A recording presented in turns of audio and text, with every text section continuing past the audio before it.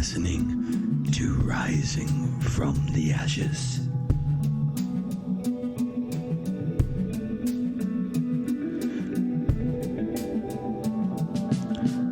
Premium podcasting.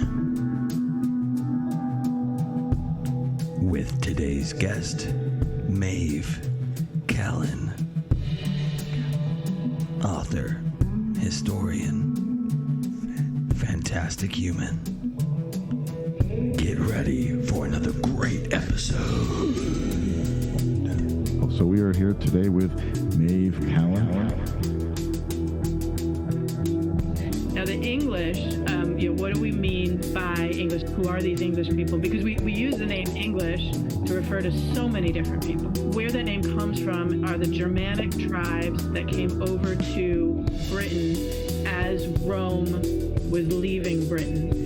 So again, this is a 5th century kind of thing, and they are Germanic pagans, and they stay pagan until the 8th century at least. What were they called again? It begins Beguine.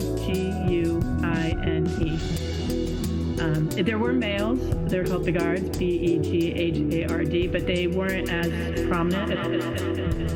In the 14th century, the Irish control more of Ireland than the English do, and they just control more and more of Ireland until in the 15th century, you have the English control of Ireland reduced to what's known as the Pale, and this is where the expression beyond the Pale comes from.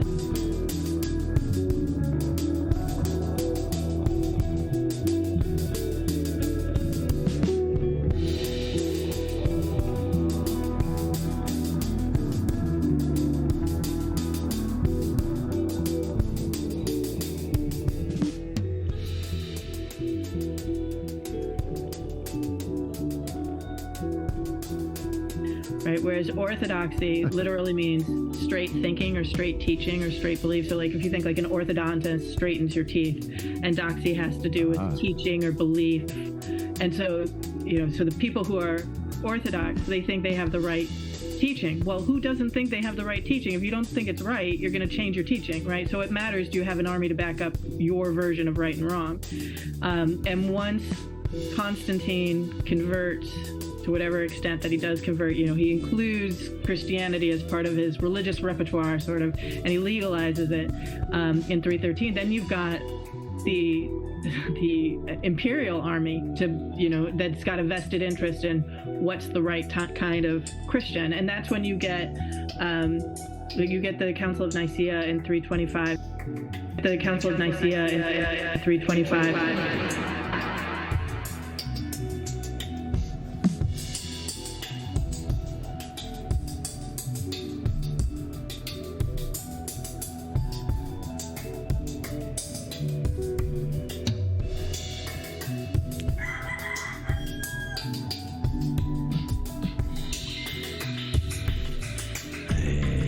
Fire Tribe. Hello. Happy Beltane. Merry Beltane. Happy, wonderful full moon in Scorpio. Oh, yes. Many things all the time. Life is so wonderful and full of all of the wonderful googly goodness of existence. With all the fun, warming words aside, today we have a interview with Maeve Callan, diving into the Templars, but keeping it Irish. When we found her work, and looked at the title of her book, and it covered the topics of ancient Ireland, Mystic Ireland, and the Templars. It was kind of a no-brainer to try to get her on the show, and she came. So here we are. It's a great conversation, a classic for the books, and everybody, thank you guys so much for listening. If you want to join us further for the conversation and have any comments about this episode and want to state what you enjoyed about it, you should join us on the Telegram group chat.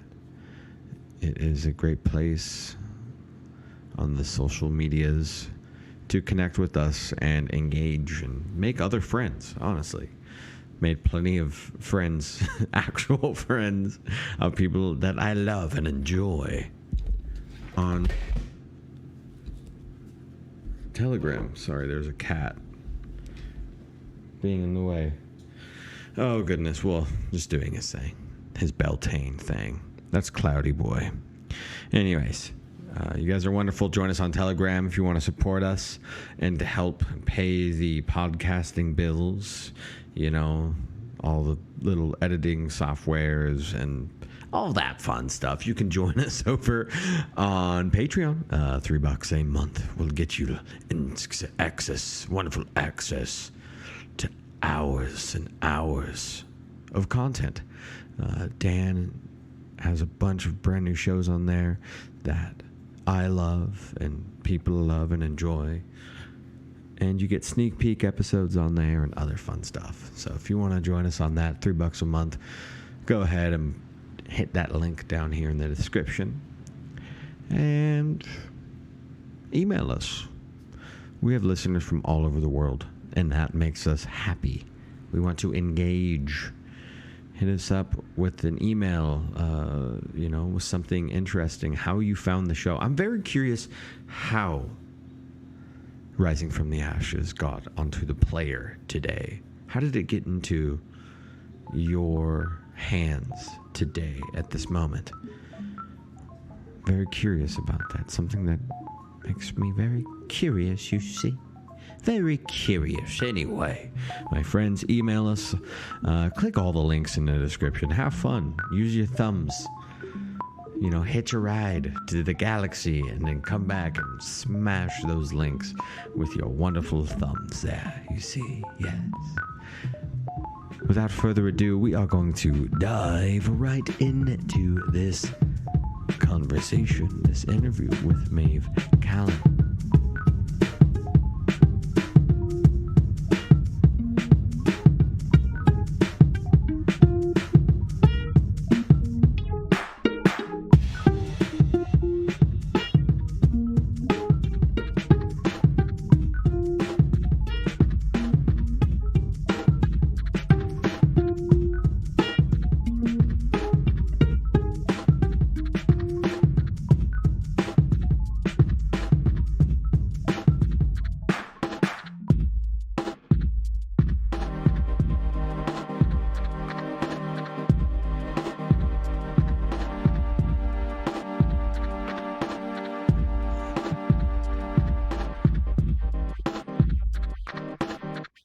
Hello, Fire Tribe. Welcome back to From the Ashes. I'm Dan Unaki Dan. I'm here with my co-host, Roman. What's up, Roman? Hello. Good to be here. Pleasure yet again. Another fantastic talk. I'm excited. It's been a while. We've forgotten our roles. Andy, Sage, how's it going, man? Hey, doing well. Glad to be on the show tonight. We got an exciting guest with us today, and it's going to be fun. Looking forward to it. Yeah, man. Me as well. So we are here today with Maeve Callan, and she has written a book called The Templars, the Witch, and the Wild Irish. And so we're going to be delving into that today. How you doing today, Maeve? I'm doing great. How about y'all? Doing well. Excellent. It's been a while since we've done a show together. We've all been kind of doing shows here and there, but haven't been together for a while. So we forgot how to do it, I think. Yeah. No, it's deep in the blood. I love the tantalizing title that you gave this book. The Templars, the Witch, and the Wild Irish. It seems like if you don't really look at history or kind of know these topics, you would be like, how are these associated? Like the Templars, the witches and the Wild Irish. But I love that you put it all together in a book. And I just want to ask why. What was that inspiration? Well, this is a revised version of my dissertation, and with my dissertation for my PhD at Northwestern University, it was initially called. It was a quote from a line from a historical document that said, "No, there's been no such art in this land," referencing witchcraft and heresy. And so part of my argument is that these people who are called heretics aren't really heretics. But say to know such art in this land is it's not as catchy as the Templars, the Witches, and the Wild Irish, which to me reminds me of The Lion, the Witch, and the Wardrobe.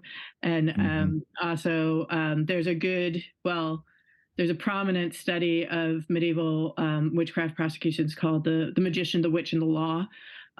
So it's sort of an homage to those as well. But because the heresy trials in Ireland are falling in these three categories. You've got the Templars, and that was an offshoot of a trial that really occurred in France. But what happened in France at that time happened throughout Western Christendom because France was that powerful. And then you have this witch trial, which is so fascinating. I know you're more interested in the Templars, but no, we like that too. You like that too. And especially because we're very familiar with like the witch persecutions throughout Western Europe, and then you've got what happened in Salem as well, and some other places in the colonial what becomes the United States. But this witch trial is really the first of its kind. It's like sets a perfect example, if such a thing could exist, of what's going to happen like 150 years later. And it doesn't ever really happen in Ireland, apart from this like test case, if you will. I'm not actually saying it was a test case, but if you believe in conspiracy theories, like this is the witch case for you. Like they were trying it out in a marginal outpost of Western Christendom before they're like, okay, can we make this work? And again, I'm not saying that happened, but if you're inclined to those kinds of things, it's that kind of case. And then you've got these ethnic hostilities where they're trying to say the Irish aren't really Christian so that they can take their land, and they actually try to call a crusade against the Irish, even though the Irish had been Christian for centuries longer than the people who were then calling them non-Christians. Since the cases fall in those three categories, that's why I went with that. That's that's amazing. Like a lot of people be like, it sounded good, so I thought it'd be catchy. And that actually has incredibly deep roots to it. But not to skate too far away from the witch trial talk and all of that political scandal, if you will. I feel like inevitably, as like to get to where we are in modern society, talking politics and everything, that there's always going to be like these things that really stretch the limits to expand what the reach of politics are going to be. And I felt like you said, like that might have been one of those cases, like in order to stretch this new style of policy, this new plan to get a broader reach, you have to kind of like stretch it out and see what works. And then people fight back, they don't, or they don't have a choice. And in the case of the witch burnings, and the millions the thing with that and me, and I think we all have a lot to say on the witch trials in general in this group. But for me, when I started looking at it, I started realizing not only was it that people were dying, unfortunately, and a lot of women, and Giordano Bruno, also one of my favorite historical characters. I was just where he was executed, like a little over, almost exactly 2 months ago. So yeah. Really? Mm-hmm. Wow. You should write a book on him. Solemn, I'm just kidding, but he has. Anyways, the thing is like there was it's not only the beautiful lives that were lost, all of that interesting, deep, ancient knowledge that lied with those people that was very sacred and possibly very powerful is gone, or at least hidden somewhere. And that to me is very, very fascinating. Mm-hmm. Mm-hmm. Absolutely. I mean, I don't actually think Alice Kittler was a witch, or that she was. I mean, she was definitely or we can't say she was definitely anything. The only account we have is from the person who was trying to kill her, so it's a biased source. But it's probable that she knew how to heal people, because you have to know how to heal people when you live in the Middle Ages, otherwise you don't last, but some of the things that were being accused of her, that she's taking dead baby body parts and mixing them up to create these kind of potions that would be poisons, that's highly improbable. But that she actually did have some powders and things to heal people, I would say most people probably did, or especially women, where that healing went to the women. And so many of the witches, or the people who were executed as witches, were healers and midwives. So it's not just like spiritual or supernatural power, it's alchemists, basic medicine. What's that? Sorry, Roman. A lot of alchemists were murdered as well. Yeah. Unless you're working specifically with like a royal court somewhere and doing their things. Right. And even then, if somebody turns on you, if the winds of power should change, then you're no longer protected. Yeah. Oof. Yeah, we love the witch talk around here. We've talked about witches and wizards and all those things a bunch. But one of the interesting things you said is that the Irish were presumably Christian before the English even showed up. Mm-hmm. So how is it that the Irish were already kind of Christianized before kind of like the spread of all of that and like the whole Reformation aspect, and the church coming in and converting everybody? How is that? So the Reformation is in the 16th century, and and Patrick, who, I mean, you've probably all celebrated St. Patrick's Day in one way, shape, or form, and you have an association with Patrick. We don't, there's a lot of legends about Patrick, and the idea that like Ireland was purely pagan, then Patrick showed up, put his, drove his staff into the island, all the snakes left, and all of a sudden the entire island was Christian. That's a really powerful image that a lot of people have, and it's, obviously probably not accurate, but he is the one person who's like an early missionary in Ireland that we have his own writings, and his writings survive. And so since his writings survive, they sort of cast him into this superhero saint. But so far as we know, Patrick was active in the 5th century, establishing centers in Ireland. And there's evidence of Christianity in Ireland, at least since the 5th century, independent of Patrick as well. So that's the 5th century. And then the Reformation is the 16th century. Now, the English, what do we mean by English? As you were saying earlier, I think, Dan, it was you, like, who are these English people? Because we use the name English to refer to so many different people. And where that name comes from are the Germanic tribes that came over to Britain as Rome was leaving Britain. So again, this is a 5th century kind of thing. And they are Germanic pagans, and they stay pagan until the 8th century at least. So you've got, which is not to say that an individual German pagan didn't convert to Christianity, but I mean, I said the 8th century. It's actually around 600. So it's the beginning of the 7th century, So the Irish have converted since the 5th century.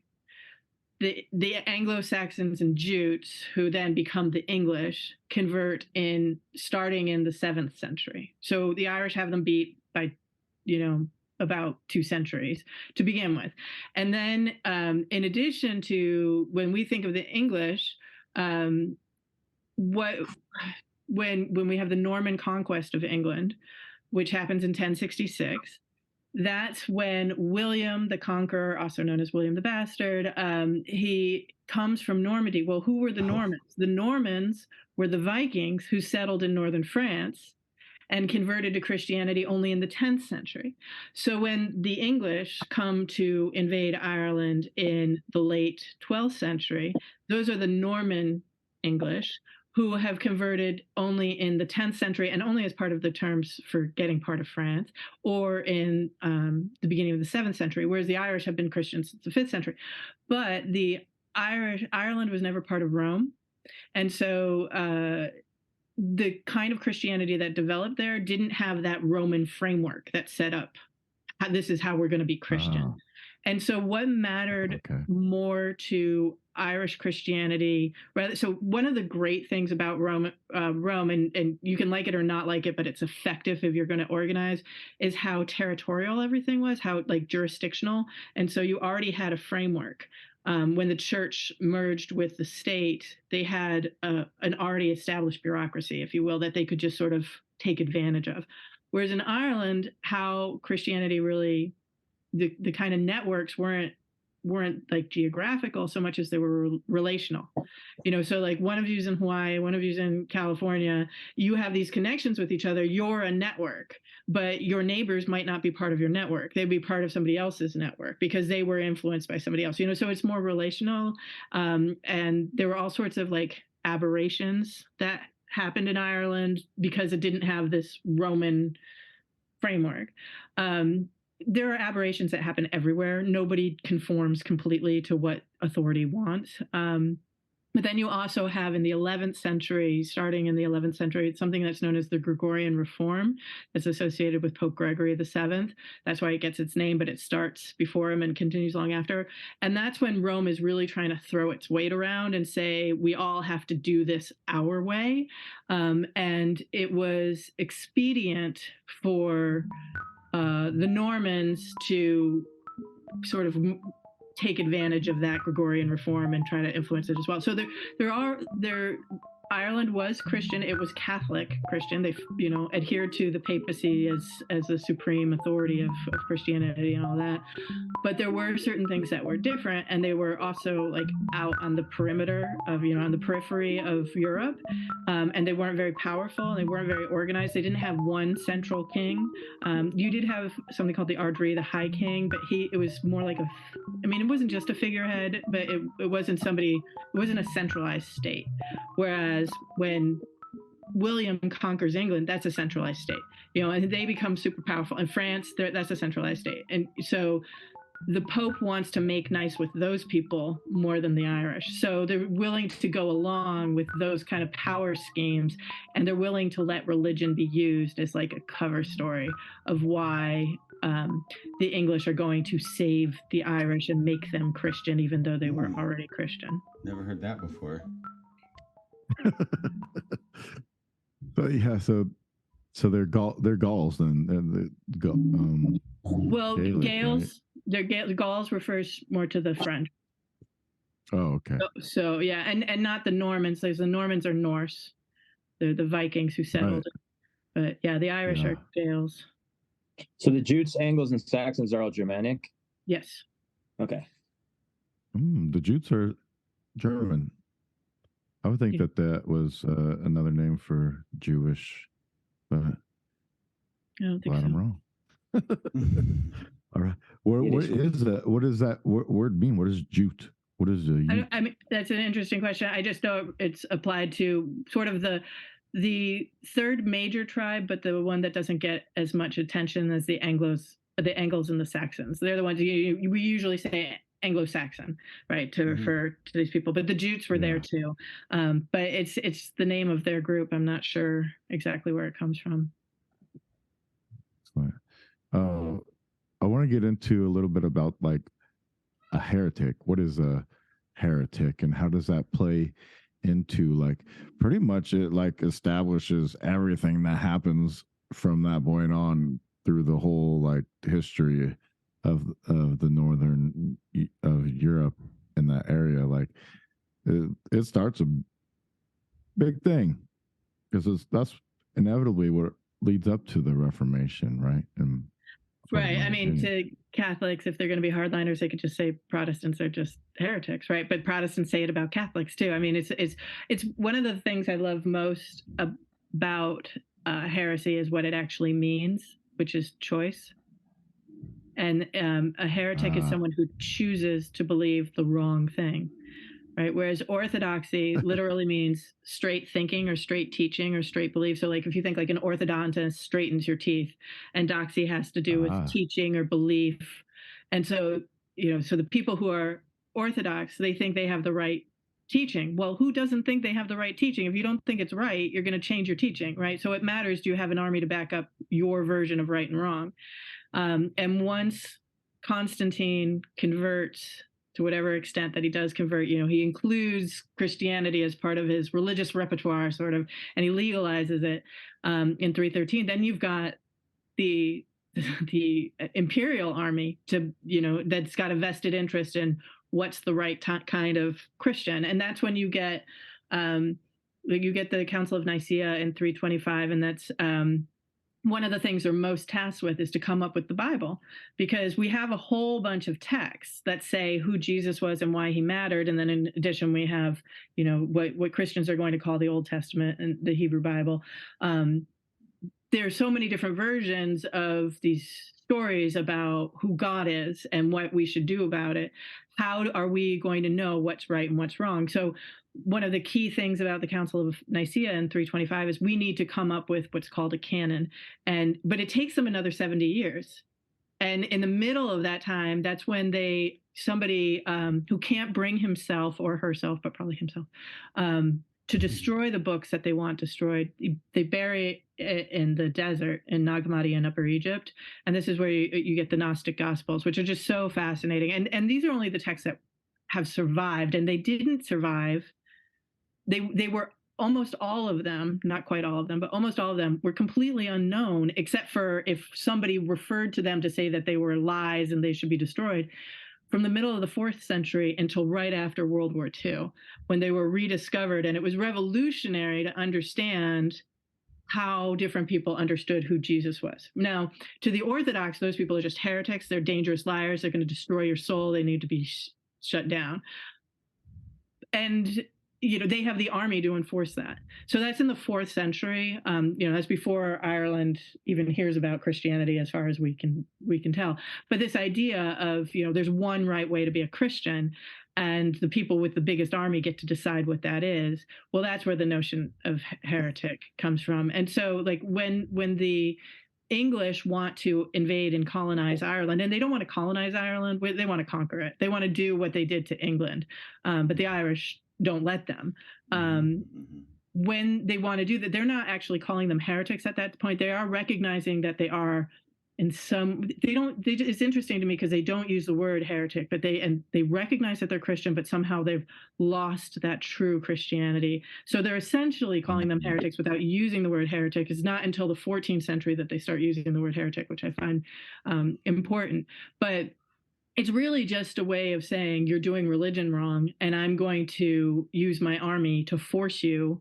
Or, it might not be an army, but it is armed power in some way, because you have, as you're aware, the Inquisition, when people can say, I'm going to try you and see if you believe the right thing or the wrong thing.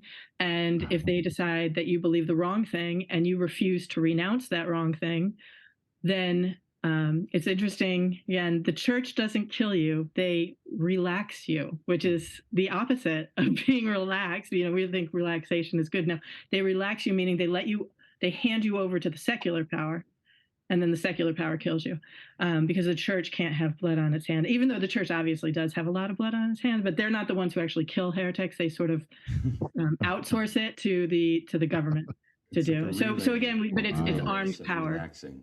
They hand it off. Yeah, but it's X marks the spot of your eternal doom. Yeah. Just kidding. Wow. Until that next step of the voyage, I wanted to say I thought it was some fun wordplay. Is that I don't study orthodoxy, I study paradoxy. Because it's all convoluted. It seems like a paradox. Yeah. Were you speaking? I missed if you were speaking about the Nag Hammadi text. And those are the texts that were rediscovered, the Gnostic text.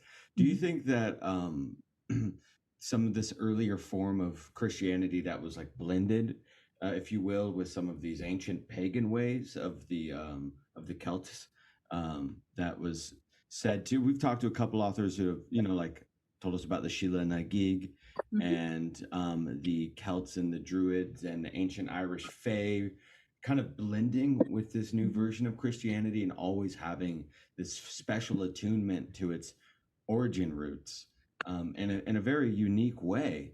that makes Ireland what it is, really, in my opinion. You know, the fact that it was always able to have its old cultural roots, even with Christianity coming, and the classic motif of the Romans never made it to Ireland. They made it to England, but they never made it to Ireland and conquered. Now, do you think they were, well, two questions. Do you think they were practicing Gnosticism? And do you think that St. Patrick was potentially like an actual esoteric Christian, potentially? And two, what do you think it is about the energy itself and the folklore of Ireland that makes it what it is? And maybe that had some power, if so, of stopping the Roman power to getting there. Interesting.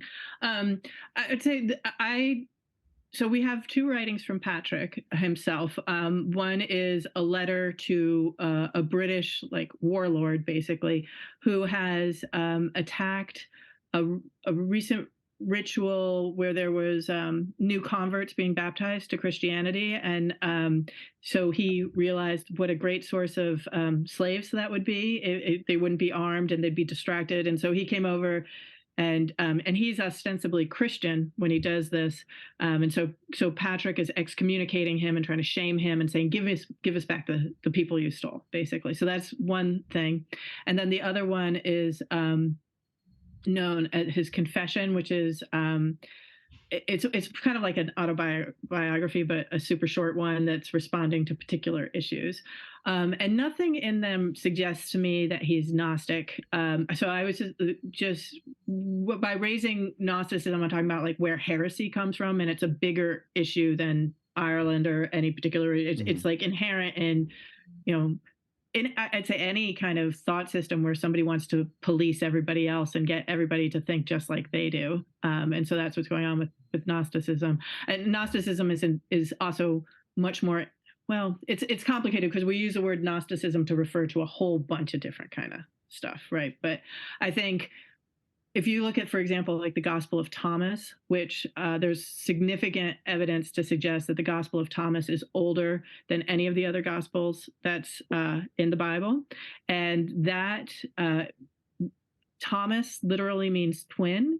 And what the person is claiming, the author, is that Jesus didn't come so that we could, you know, as John says, for God so loved the world that he gave his only begotten son, so that whosoever believes in him shall not perish but shall have eternal life. And what you're supposed to do is fall down on your knees and worship Jesus as God, in some sense, or more, just so much better than you are and that you'll ever be, and just hope that he'll help you out.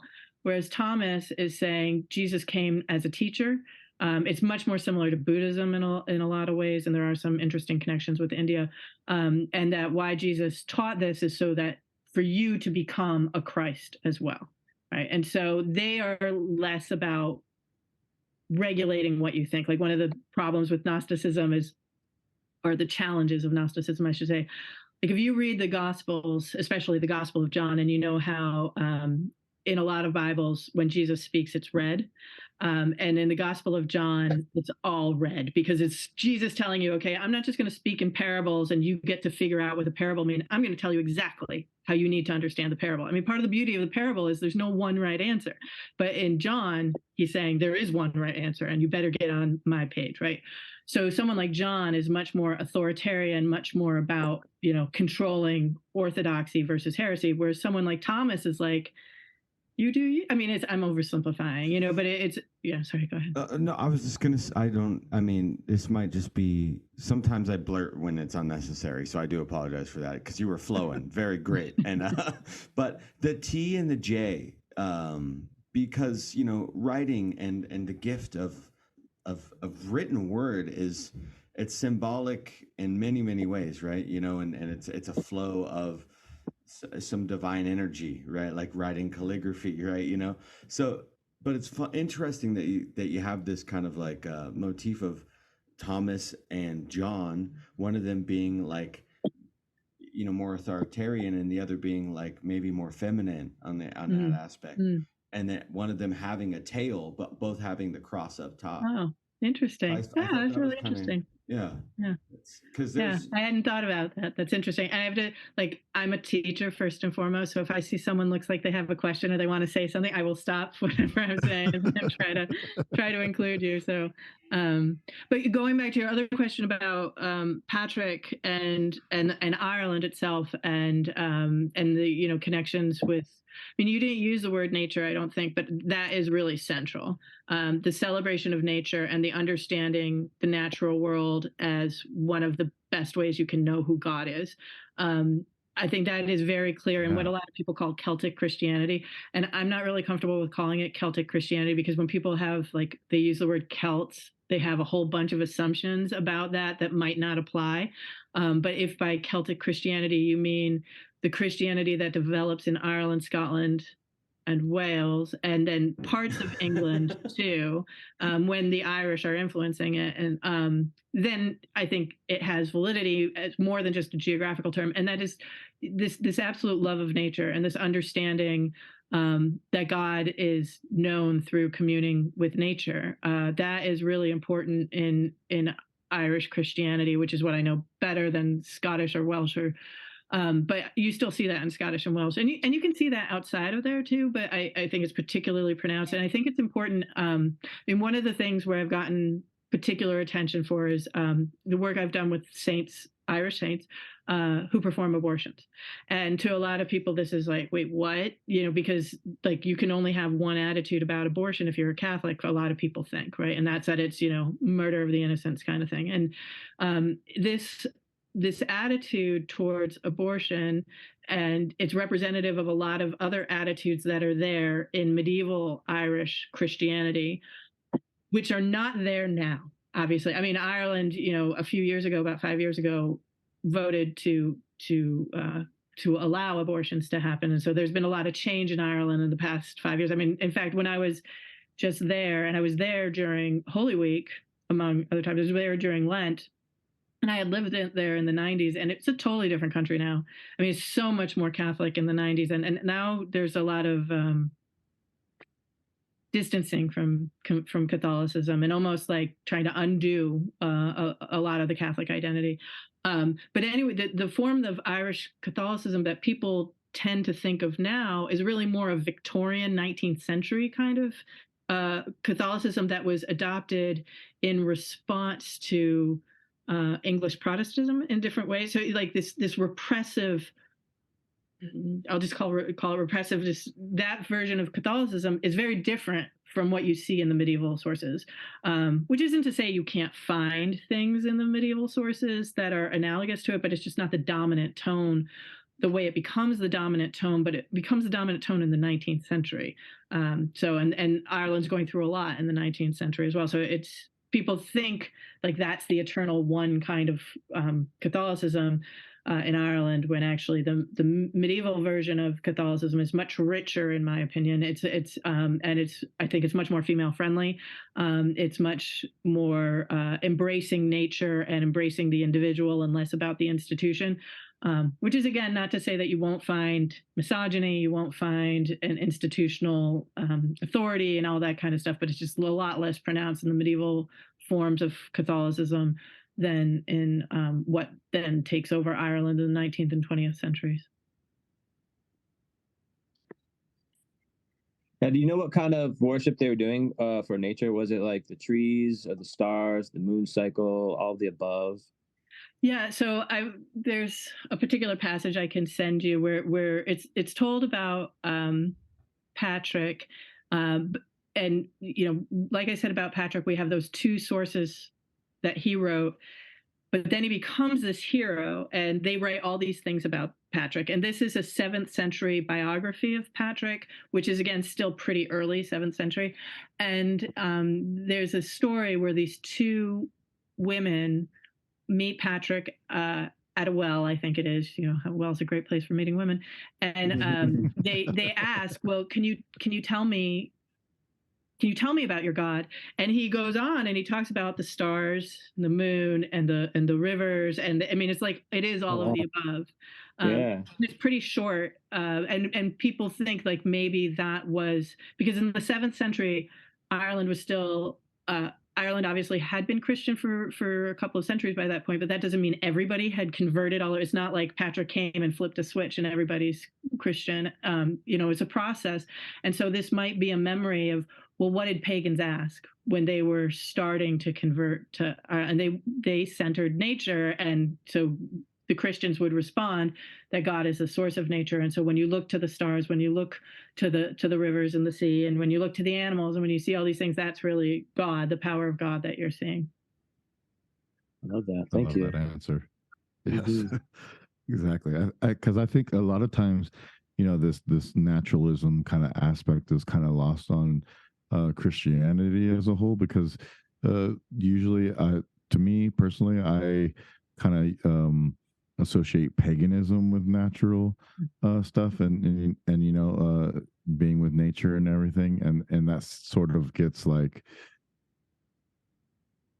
hardcore, like blasphemized by the church during this kind of time period. So it's really weird to me why that happens. It's seemingly like I guess because it mixed with state and it became more of like a takeover than it did like a actual like religious beliefs, religious, like I don't know, I don't even know if religious is the right word, but more of a belief system rather than like a church and state power system.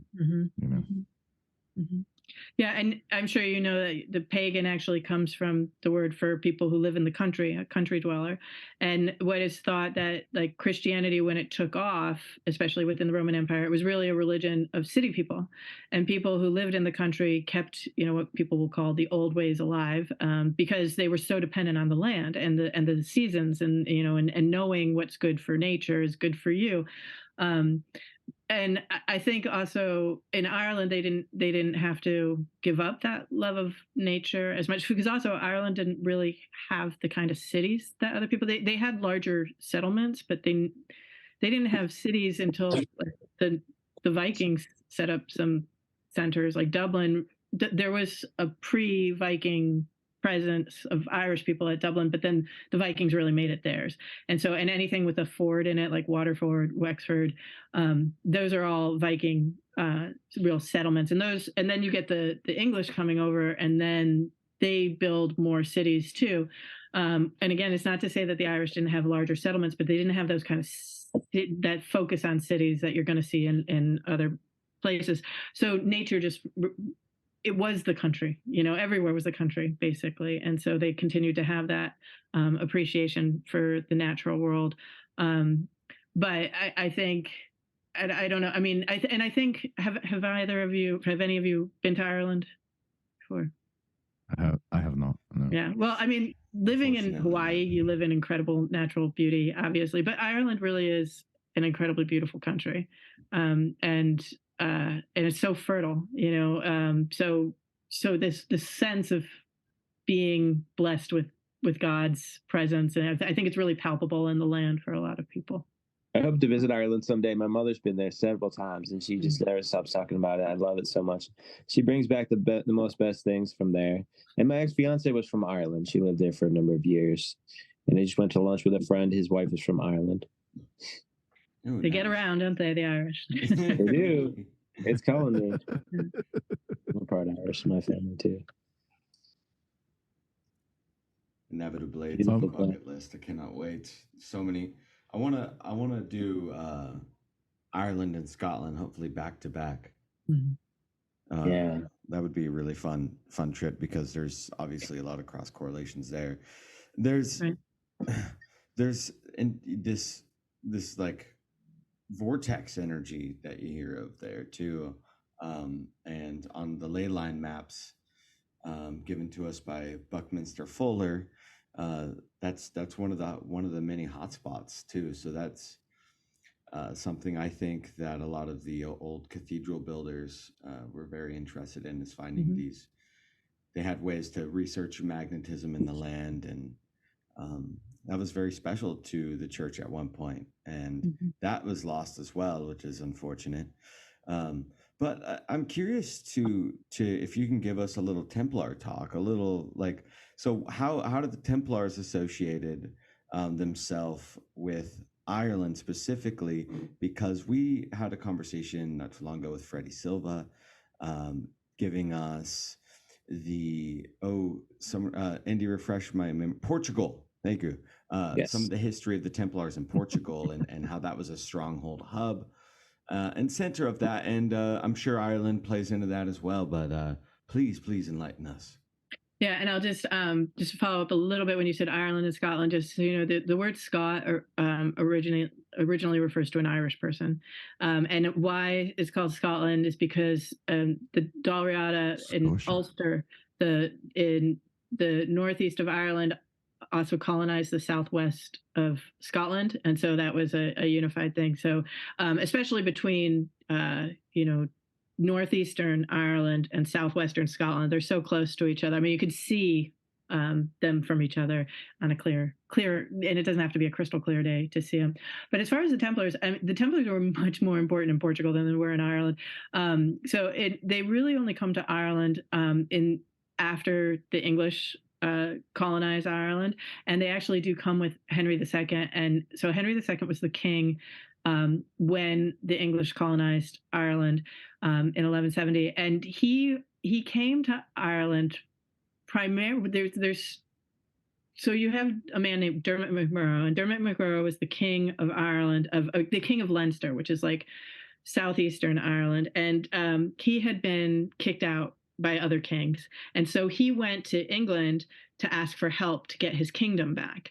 And Henry II's like, I'm not dealing with you right now. I'm not saying yes, I'm not saying no, I'm just not dealing. But other people who were like under Henry II did respond, and one of those people is the man who will become known as Strongbow. And so the invasion starts in 1169, and the Normans are. You could say what you want about the Normans, but militarily they were a powerhouse. They knew how to fight. They had good weapons. They had good horses. They had more experience in this kind of fighting that could just take out people much faster. And so they were very successful militarily from the get-go. And so then Henry starts to get concerned that his underlings are going to create their own kingdom in Ireland, and then it's going to be a threat to his power in England. So that's one thing. And then he also murders his Archbishop of Canterbury in his cathedral. This is Thomas Becket. He doesn't do it directly, but he says something that leads some of his knights to go kill the Archbishop in his own cathedral. And Henry gets. To some extent, Henry gets away with it. They say he never really ordered it. I don't trust Henry enough to say he didn't order it. I think he's slippery and he's hard to, but he did accept a degree of responsibility in inspiring them to go kill the Archbishop. But he kills, or he has Becket killed at the end of 1171, and he does not. No, it's at the end of 1170, and he does not want to deal with the fallout because killing your Archbishop is a big deal. And so he's like, all right, I'm going to go to Ireland, and I'm going to take a time out from England and France, because also at this point in time, he has even more territory in France than he does in England. I mean, he's a French overlord as well. And he's like, I'm just going to go to Ireland and figure some stuff out. And the Irish kind of ironically welcome him. And it's thought that they welcome him because that the people underneath him were so savage in their fighting that they just wanted it done. And they thought that he could be someone who would bring his lords to heal, basically. And they thought he would be like a new Ardri, like a new high king, which again, I used the word figurehead and then said it's not really a figurehead because it's more than a figurehead, but also it's not a king in the sense of a centralized powerhouse. And so anyway, then Henry's there from 1171 to 1172. 1172, he goes back to England, and that's when he's willing to say, okay, I messed up. I had my Archbishop killed. What do I have to do to make it right with the Pope? And so the Pope says that what he does in Ireland is part of his penance, and he elaborates on that in different ways, including establishing the Templars and bringing them over to Ireland, as well as other parts of his domain. So that's when the Templars first come to Ireland, is in the wake of Henry's arrival. And we have virtually no evidence that they were ever what I would call Irish. They were the English colonial people who they are the ones who established the Templar houses. There is actually on the cover of my book is from a Templar preceptory in Sligo, and Sligo is in the northwest part of Ireland. And this is the one Templar preceptory, and preceptory is like a monastery, but for Templars, that's in lands that was more controlled by Native Irish people. And there are some like Native Irish family traditions that they were involved in the Templars there, but there's no way of substantiating that. So all the like reliable historical evidence tells us these were English people who came over to Ireland and lived in these houses. And most of them, I think there's very little evidence that any of the Templars in Ireland ever had anything to do with like the Crusades or the Holy Land, which is ironic if you know the Templars, like that's supposed to be their main function. And there's just very little evidence that the Templars in Ireland had much to do with that at all. So they seem in Ireland to be like very distant from what their purpose was elsewhere in Europe. And they're there from 1170 until their trial in 1307 to 1309, and then after that we don't really know. I mean, probably what happened to them elsewhere, which is basically they were, bundled off to other religious orders after the order was dissolved. So could it be possible that they started in Ireland and then navigated down to the Middle East and then over to Portugal, or maybe they came back? I mean, anything can happen, and our records are obviously very incomplete. But there's no evidence that says that they did. But it is islands. Islands communicate with each other. They interact with each other. And there were a couple, like during the trial, there were a couple of Templars who had been in Ireland during the trial, and then they show up in England. And that's where they're being tortured into confessing what their inquisitors wanted them to say. So we know people did move. We don't know how they got between one place and the other. And you have, like in Scotland, there were very few Templars who were tried, and we know there were more Templars who were in Scotland. Well, where did they go? And this is where conspiracies come from. Well, they took the Grail and they escaped. And again, there's no reliable historical information that says that that's true. But history is a mystery, and we only have the most basic clues. So how long did the Grail itself last in Ireland? There's no evidence that it was in Ireland at all. So it's got to be at some point. But where you should look is also, like when you were talking about ley lines and where you want to go, you need to go to Glastonbury. Yes. Yeah. And so that's where it's said to be. To the Grail especially. And that line follows directly across somewhere to the northern east coast too, and that's like kind of said to be why.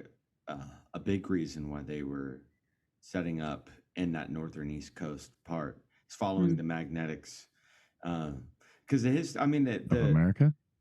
Yeah, of America. Yeah, sorry, absolutely of America. So completely sidetracked situation.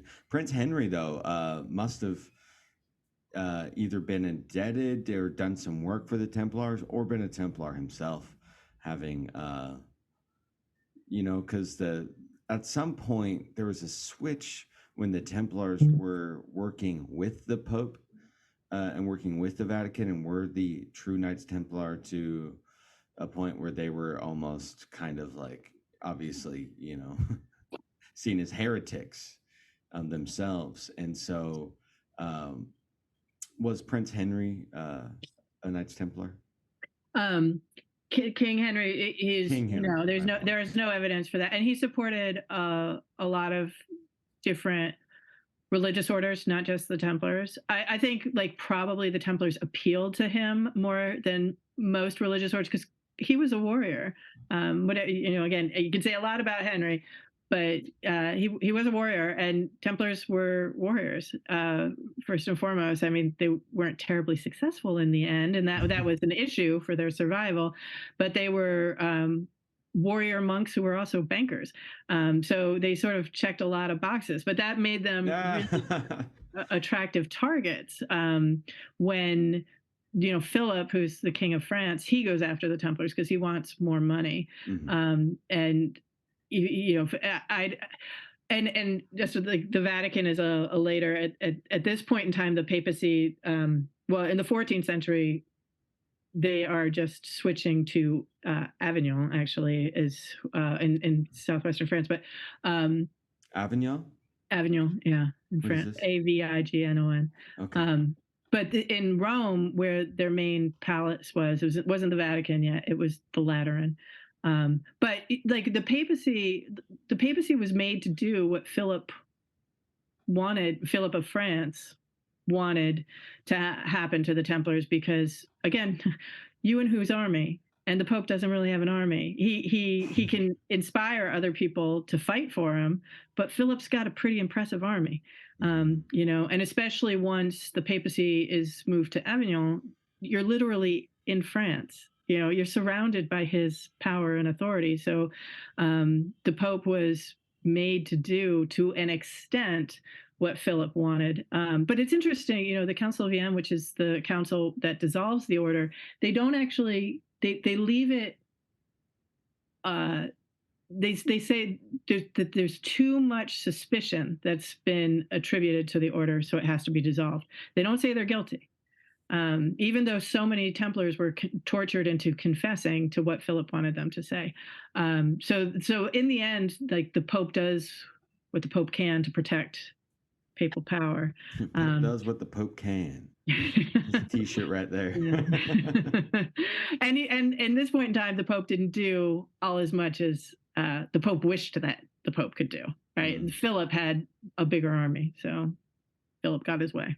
To an extent. Although something I think you guys will appreciate, there's said to be a curse that Jacques de Molay, who is the last head of the Templars, he said to curse both the Pope and Philip. And like within a year of when they execute Jacques de Molay, both of them are dead. And in addition, Philip's all of his sons die. I mean, like, everybody dies, but like, they die before they can achieve as much power and everything. So if you like a sense of like the Templars getting revenge, that's an interesting dimension to it, that like history bears it out. Like his son, actually, one of his sons dies playing tennis, like early tennis. Wow. And like tennis isn't generally known for being a fatal sport, but and like Philip, I think he just slides off his horse. There's no explanation for why he dies. So it's interesting if you like the idea that that Jacques de Molay brought down vengeance upon Philip and the Pope for what they did to the order. And Jacques de Molay would have some deep mystic knowledge as well. Like he would have some underground secrets, that given to him from some alchemist working in what was that? Said pharaohs? Like, it sounds like the curse of the pharaohs. So I want to ask you, what, like, having studied the saints, my curse will get you. Oh yes, powerful. Having studied the saints, having studied all of this beautiful history, very, very, very, very, very, very, very grateful to have such a great, well-researched human on here. What do you think about mystics and curses and magic, as it was so prevalent in the Middle Ages, so prevalent during these times? Aside from politics, what was going on the side of magic and curses? And do you actually maybe consider these things truthful or real? What do you feel about magic? Well, there's a lot in that question. So I think magic is all sorts of different kinds of things that get understood differently. So you said mystics and curses and then magic. So I'll take mystics first, because I love mystics. And actually, as an undergraduate, that is what I focused on for my undergraduate research, is looking at the Beguines, which is a group of women who were like nuns, except for they didn't take permanent vows. They just decided they were going to follow Jesus, basically, and give their lives over to contemplation. And a lot of them wrote our earliest works in the various vernaculars around Western Europe. And they're just incredible. And the mysticism, the theology that they share is just the mystics I'm thinking of, it's incredibly beautiful and empowering, and like the church needs more of that, in my opinion. But the church is not comfortable with that. Yeah, sorry, Dan. Yeah. What were they called again? The Beguines, Beguine.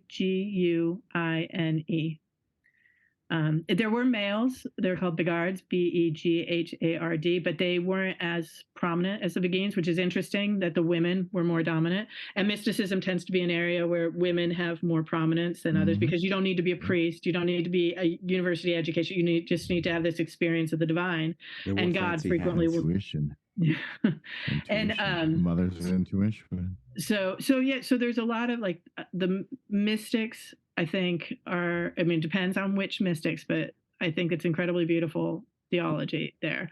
Now curses, it gets interesting. If you read the Bible is full of some really powerful curses, and a lot of religious people, like priests, like Ledred, that's literally, his name is Ledred. You'd think these names are too good. Ledred, going after Alice Kittler and her son, who's actually named William Outlaw. The names are fantastic here with this trial. But anyway, Ledred, one of Alice Killer's protectors, was a man named Arnold Lepore, which is another good name. And it's where we get the Power family, the Irish Power family from the Lepores.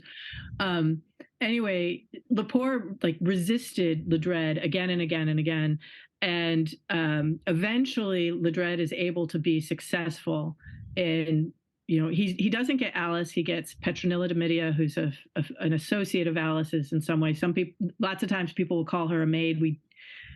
We don't know that she's a maid, although she does say that she cleans up after Alice and her demon had sex. But that's the closest that we get to her playing a kind of maid role. Yeah. Yes. History is fascinating, isn't it? And anyway, so Lepore he's so angry. Ledred is so angry that Lepore was able to defy him for so long. He eventually calls him a heretic too. And he's able to, when he keeps stalling for the trial for him to be a heretic, so that Lepore has to stay effectively in a dungeon over a wet winter, and it kills him in the end. And so Ledred issues this chilling curse it's taken straight out of the Hebrew Bible, as far as like what it's going to do to anybody who does any kindness to Arnold Lepore, or to anyone who defies it. He doesn't name him Arnold Lepore, but it's very clear who he's talking about, right? So these curses, I think these curses are insights to people's psychological states. I don't know that necessarily that they had any ability. One of the things about the saints is that, especially Irish saints, they're known as being particularly vindictive. And if you don't do what they want, they will cause great harm to you.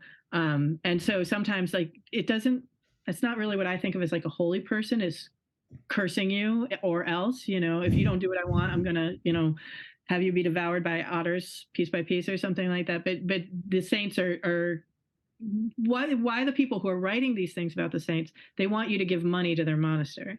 And so that, if you give money to this person, you're going to get some good things, but if you piss them off, you're going to pay for it, right? So it's about the saints' power. So that's when I think of curses, that's more of what I think. When you talk about magic, so like, what do you mean by magic? Because magic is such a rich term, has so many different dimensions to it. And the original connotation, like heresy originally means choice.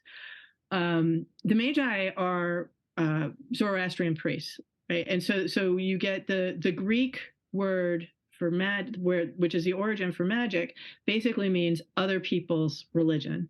So what people are saying is, we do miracles, we do God's work, you do magic, you do like deceitful kind of work, which I do not think is what you're saying by magic at all. But like in the Middle Ages, like what are you differentiating? So there's kind of like the 7 Renaissance magics, or the 7 ages. Yeah, let's see, necromancy, aeromancy, pyromancy, geomancy, but I guess anything, because there's a lot of old alchemical texts and scripts, and the seals of Solomon, divination. They were practicing divination a lot of times that had to do with like astrology and trying to quite literally summon entities, if you will, in the chambers. So that. Yeah. So necromancy, we know that there were clerical necromancers, and that they engaged in practices in which they were striving to summon demons, and that they believed that they could do this. And this is one of the things where it ties into persecution of witches, because the people who were opposed to necromancy would say, you can't get demons to do your bidding. If you summon demons, you're doing their bidding. So then you're worshiping demons, right? And so we know there were necromancers. We have their books. You probably have their books where you can see this is, what you do in order to summon a demon. And it's very clear from those texts that they're trying to get the demons to tell them things so they will have power. So they'll be able to do that divination, so that they'll be able to have knowledge that other people don't.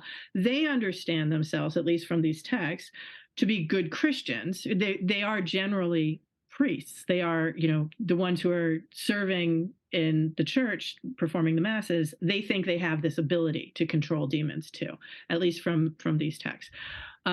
We know that people were doing this. And one of the things that's interesting, so John the 22nd is the Pope.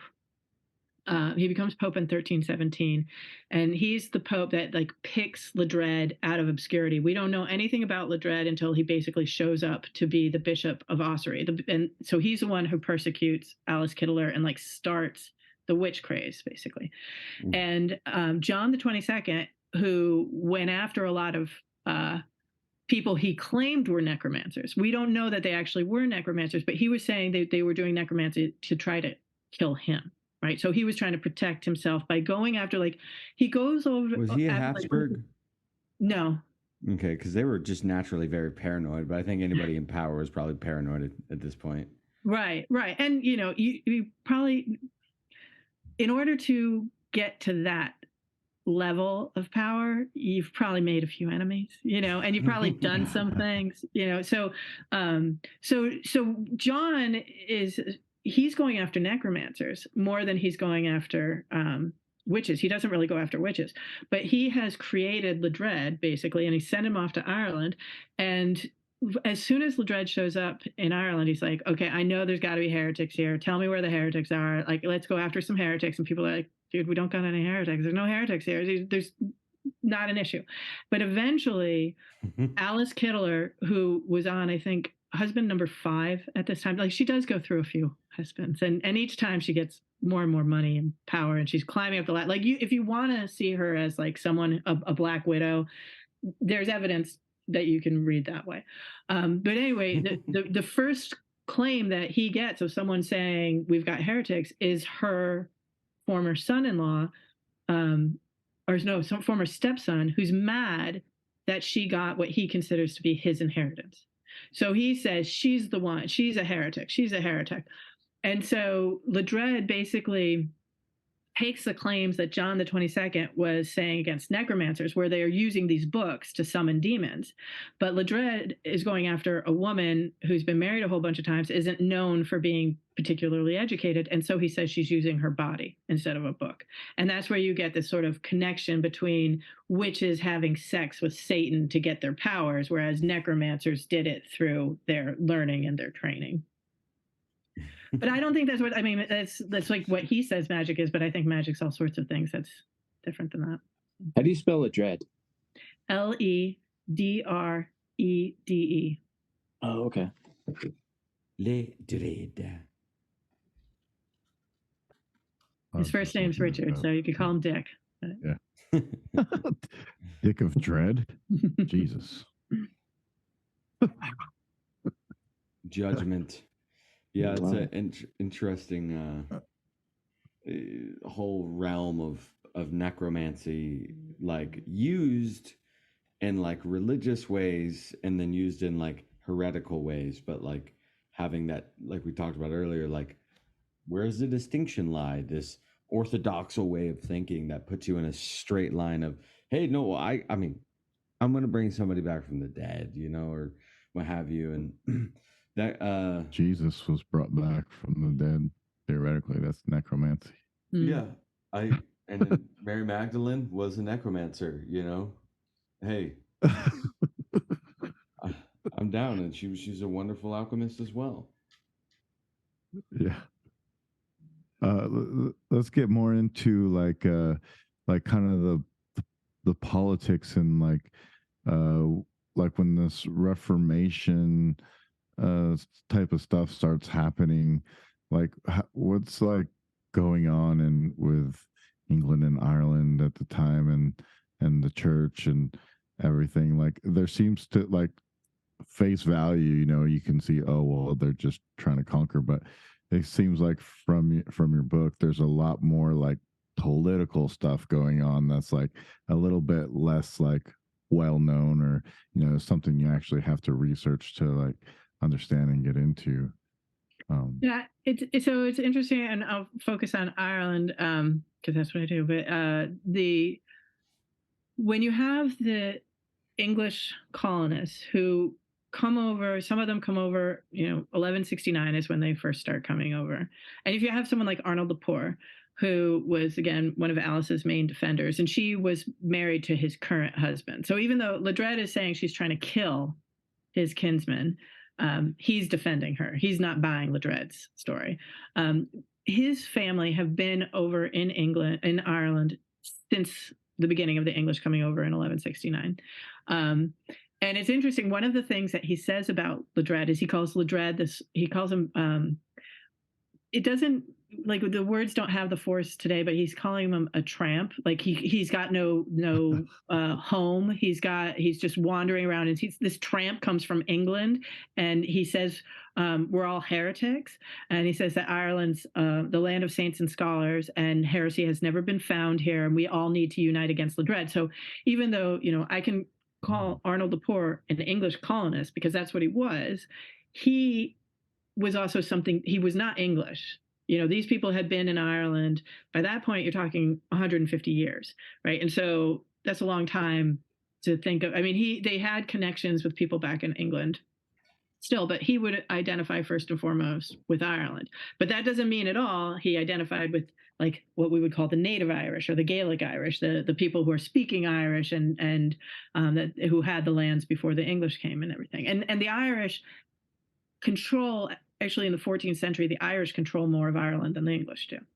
But anyway, the people that Arnold Lepore sort of represents, the English colonists who have been there for a long time, they really don't like the English either. They don't like the Irish, but they don't like the English. And everybody doesn't like each other in various configurations. But successively, because as I said, like in the 14th century, the Irish control more of Ireland than the English do. And they just control more and more of Ireland until in the 15th century, you have the English control of Ireland reduced to what's known as the Pale. And this is where the expression beyond the Pale comes from. So the Pale goes from Dundalk, which is to the north of Dublin, to Dalkey, which is south of Dublin. And it's this ring, I think it's like a 50-mile wide like half circle around Dublin. And that's where the English have the most power. And the rest of Ireland is either controlled by the native Irish or it's controlled by English colonists who have intermarried with the Irish, and the expression has become more Irish than the Irish themselves. So it's when Elizabeth comes to power in the 16th century, and then when, James I, James VI of Scotland, whole issue there and what he's doing, they are trying to reestablish more control in Ireland. And this is where you get the Ulster plantations, where James I of England, James VI of Scotland, is having people from the lowlands of Scotland colonize the northeast of Ireland. And so this is like another wave of colonization. And this also happened under Elizabeth. So you have, you might be familiar with Edmund Spenser's The Faerie Queen. And so Edmund Spenser is one of these, what he calls New English versus the Old English. And so by Old English, you mean someone like Arnold Lepore, somebody who's been in Ireland for a long time. And they hate each other, the Old English and the New English. It's not just the English and the Irish hate each other. These, people who've been in Ireland and part of the English colony for a long time hate these new upstarts coming in. And you get to the point when we get to the Reformation. So under Henry VIII, before Elizabeth, as you know, one of the things he does is he confiscates the monasteries, their land and their wealth. This is known as the dissolution. And he forces this to happen in Ireland. And he's forcing, the areas that he controls in Ireland to become Protestant, which again, is not the whole island because there's more control by the native Irish there. Well, it's not only the native Irish who are interested in his plans. And again, he doesn't have any control over the areas that the native Irish hold. But the real opposition to what Henry is doing in Ireland are from the Old English, the people like Arnold Lepore, because they don't want to give up Catholicism. And so they and they don't like Henry, and they don't like these English people who are coming in. So you have a lot of resistance to the Reformation in the 16th century. And even still, like if you look at 1798, which is one of the first armed Irish resistance. So in 1607, you have what's called the Flight of the Earls, and that's when that's the death gasp of native Ireland. Like the English have control of Ireland from 1607 on. And in 1798, which is the next time that you have this really kind of notable rebellion, it's actually led by Protestants, who are opposed to England. So it's easy to say, Catholics versus Protestants, and the Catholics are the Irish who are against the English, but it's a lot more complicated than that. So there was a lot of resistance to what Henry was trying to do. And most of that resistance is coming from the people known as the Old English, because, the Irish, where they had control, Henry wasn't able to do what he wanted to do. So it was his own people resisting Protestantism. I know. I mean, one of the things one of you said is there's so many different people and it's hard to keep it all straight. And and then they all change sides again, so it's really hard. Even when you got a handle on it, it's for that year, but things can change next year. So what's a Protestant though? What does that mean?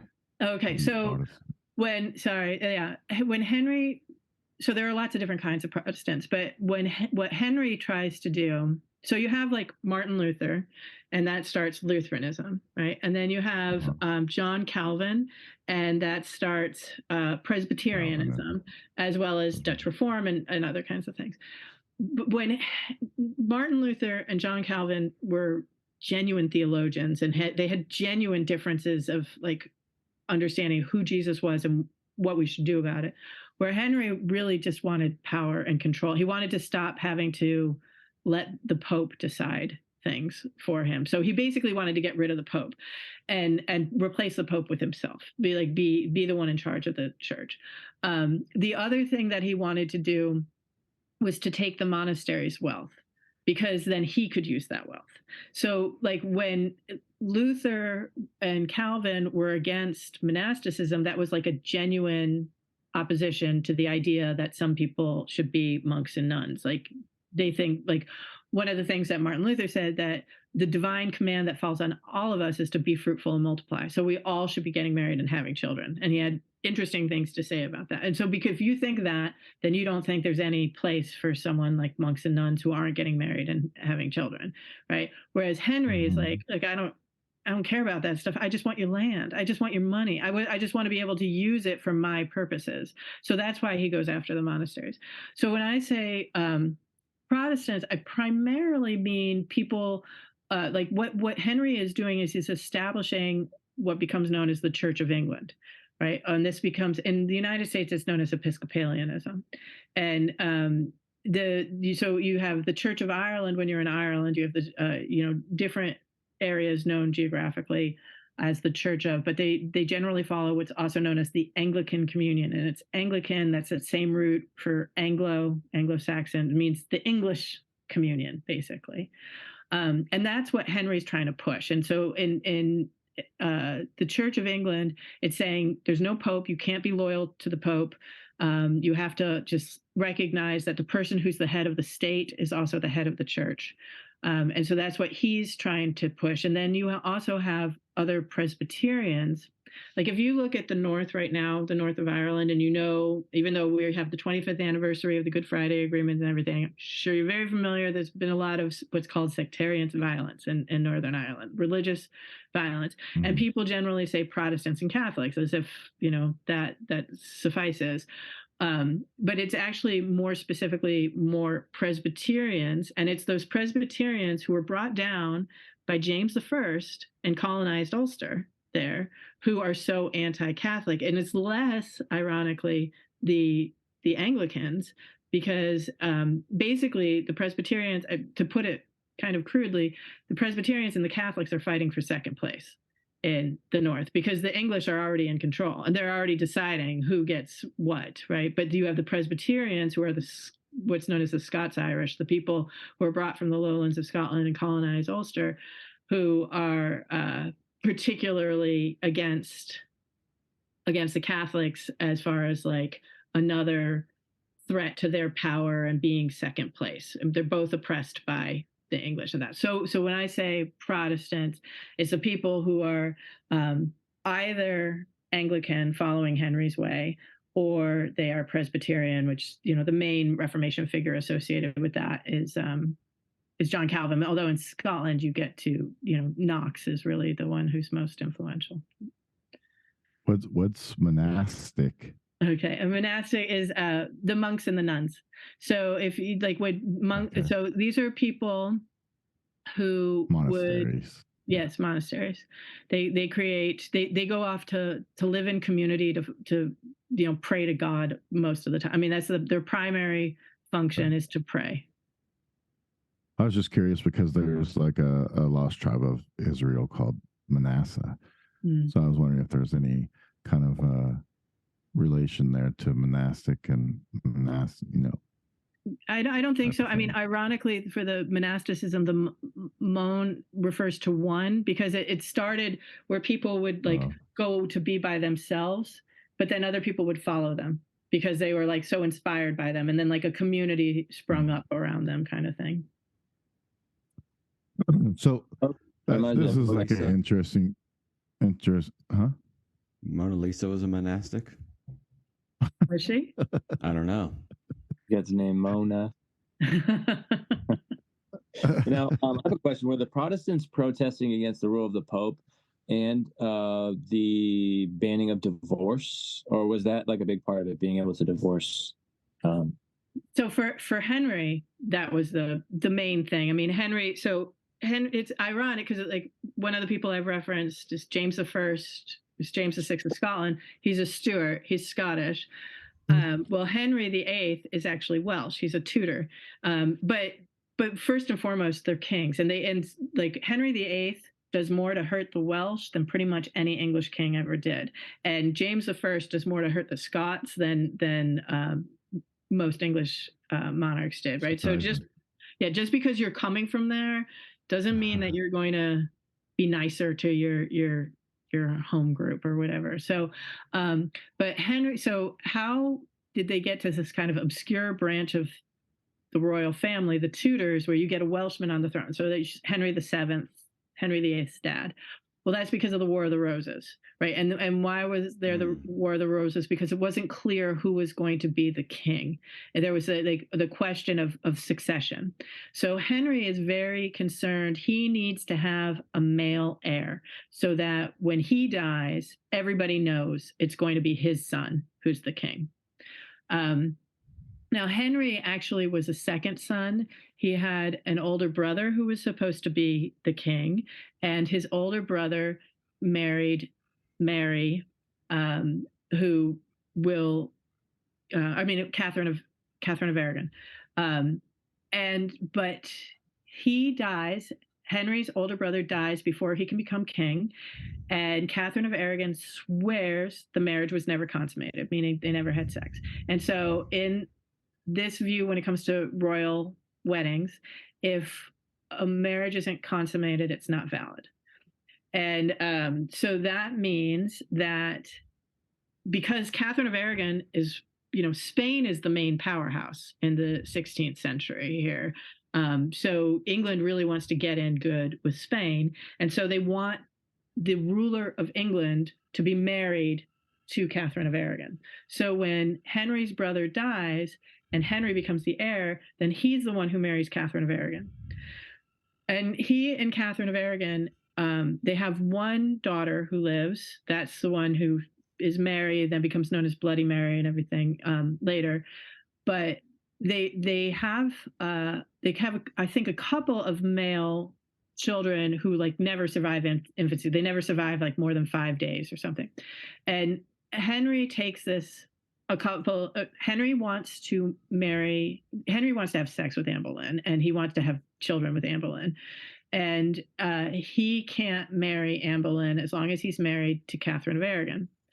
And they could have dissolved their marriage, and dissolution is something, it's like an annulment, if you're familiar with annulment. So you say like there was never really a valid marriage there. And the Pope has annulled other marriages and will go on to annul other marriages, but he's not going to annul Henry's marriage to Catherine, because Catherine's nephew, who's Philip of Spain and the Holy Roman Empire. I mean, Philip is the most powerful person on the political stage at this point, and the Pope is not going to piss Philip off. So he's not going to annul his aunt's wedding to Henry.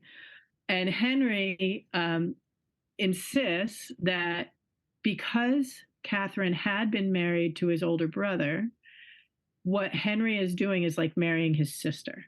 And that's why they're not having any boy babies survive. God is punishing them. So he's like really arguing as much as he can that this is an invalid marriage and the Pope needs to honor it. But the Pope is just not going to back down. He's not going to go with little Henry of England against big Philip of Spain and the Holy Roman Empire. So then, while this is happening, you have what's happening in Germany with Luther, and you have all sorts of other people who are breaking away from the Catholic Church. So Henry realizes, well, I can break away from the Catholic Church too. And then if I am the head of the church, then I decide if I stay married to Catherine of Aragon. And that's what he does. So he puts Catherine of Aragon aside, and then he marries Anne Boleyn. And with Anne Boleyn, he has a daughter who will grow up to be Elizabeth, but he has no male children with her. And then also he doesn't want to stay married to Anne Boleyn, and he claims that she's cheating on him. And to cheat on him because he's the king is treason. And so she's killed. So Catherine of Aragon at least is put in a castle off to the side. She's not killed. She's too powerful to kill. But Anne Boleyn he's able to kill. And so then he goes on to marry other people. He does get one son, Edward VII. And Edward VII does inherit the throne when Henry VIII eventually dies. But he's like 8 or 9 when he inherits the throne. He's dead like 4 years later. And so then it goes to Mary. And then after Mary, it goes to Elizabeth. So for Henry, the concern was about divorce, but generally speaking, it wasn't so much about divorce. So that's a long answer to your question. No, that's fine. Henry's Plantagenet? No, that's actually Henry II, who's a Plantagenet. This Henry is a Tudor. Okay. I mean, they're all interrelated anyway, Now, is it King Philip II that you're speaking of? Yes, he's. I think he's Philip II of Spain, or is he? No, is he Philip I of Spain and Philip V of the Holy Roman? I can't remember the numbers exactly. Yeah, the numbers switch when you have a different territory. If you're, right. Okay. Yeah, so like you'll be the Holy Roman Empire, like you were saying, like the 4th, and then the King of Ireland, the 1st. Yeah, it is. Right, like James, I know James is James I of England, but he's James VI of Scotland. And maybe it's even Charles. I mean, they have like 5 names between them. Is it Charles? Is it Philip? Is it William? No, is it Henry? But I can't remember. So it might actually be Charles V and the 1st of Spain. I can't remember. Oh, Charles V is a very significant. Yeah, I mean, this guy is a big deal. I mean, he is the most powerful person in Europe at the time. So, and for a while. One of my favorite kings that I just got done doing a big bunch of research on was Rudolph II. And because talk about like mysticism and magic and all of that, like he was a heretic in the sense of like, you know, war and politics, but a fantastic like harbinger of like arts and alchemy and, you know, multi-ethnic religions all in one town, and really was trying to rise Bohemia up to be at its true potential. And he was very, very fond of Charles V and took a lot of some of his like ideas. And, well, I mean, one of the things that Charles, the person I'm thinking of anyway, who, you know, was Catherine of Aragon's nephew and that the Pope wasn't going to piss off, he was extremely intolerant, especially to the Calvinists in Holland and everything. So he's probably not your guy's like good model. The guy I'm thinking of, because he was not tolerant at all. He was insistent everybody had to be Catholic, and he was much more Spanish than he was affiliated with the Holy Roman Empire. So he was like an outsider trying to force his Catholicism on the parts of the Holy Roman Empire that didn't want to be Catholic anymore. Yeah. So King Philip II married Queen Mary I in 1554, and then became the King of England and Ireland as well. So that probably happened. So you're thinking when he married Mary, yeah, but that marriage didn't last long. Okay. And so he wasn't able to do a lot in England, let alone in Ireland. So it's not, I think that is the son of the person I'm thinking of. So Philip's dad would be the person probably that I'm thinking of, Charles. Yes, that makes sense. Yeah, he only married her for 4 years. Yeah, because she died. Yeah. I think she was probably killed, but yeah. Unfortunately, I need to go and head into the corporate work. Oh, it's not a corporate place at all. I got to go to work. But I will leave this conversation and you guys continue on for however long you guys want to go. But I want to thank you so much, Maeve. Thank you for being so amazing and talking in the emails, getting us all set up, because I know you were traveling across the pond and doing some real boots on the ground research for your next book. And I really appreciate this chat, and maybe hopefully we could do it again to talk about your other book that we didn't really get to touch on. That's a lot newer, probably more fresh. Yeah, well, thanks, Roman. Thanks for reaching out, and thanks for everything you do. We're Cheers. still here. We'll be here. Yeah, are you recording, Dan? I am, yeah. Okay, amazing. All right, cheers, everybody. Cheers, Indy. Cheers. Have a good day at work, man. Thanks for being here with us today. Yes, sir. Have fun. Aloha. We'll continue the conversation. That's why there's 3 of us, because we can do multitasking. Perfect. But were you asking something already, Indy? No, we were just tangent. coming to conclusion about there was Philip I that we were mentioning had intimidated Henry and Jane.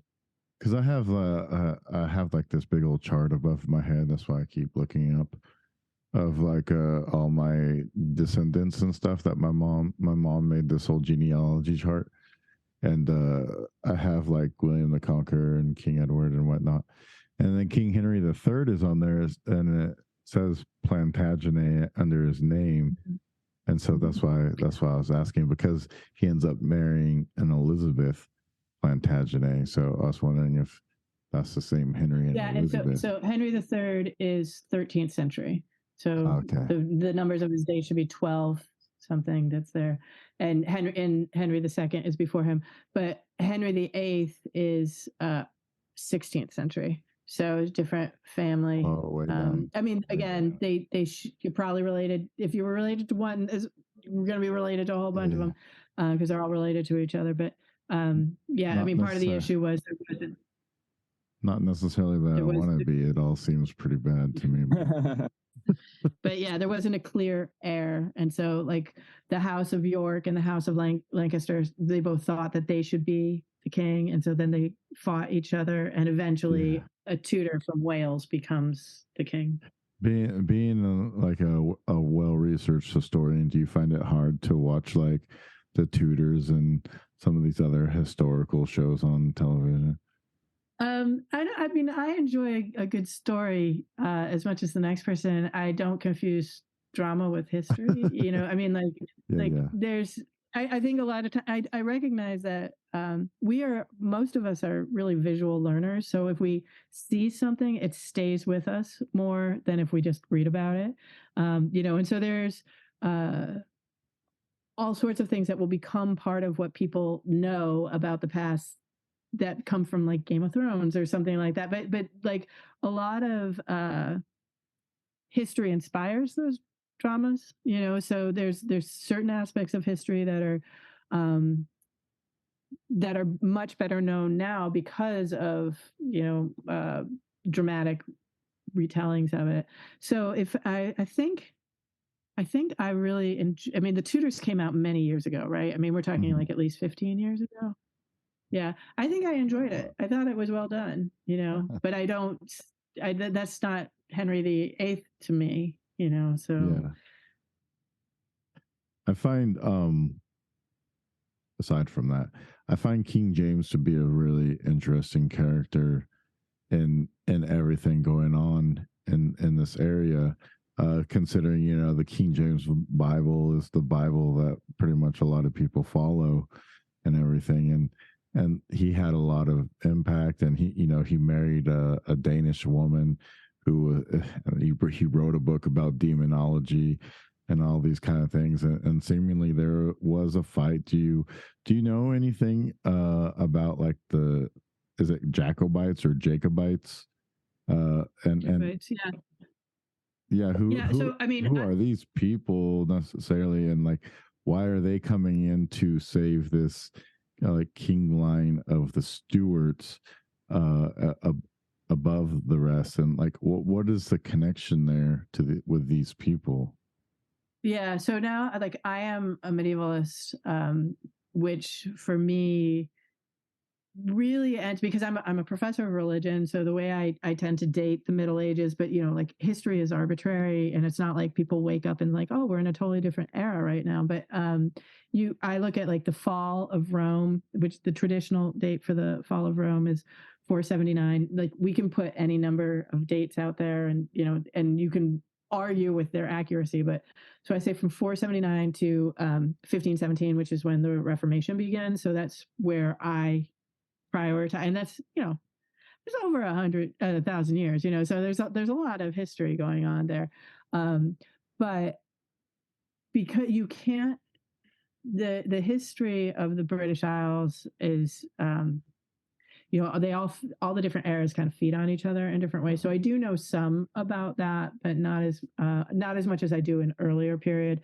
And I do agree he's fascinating, James I, James VI.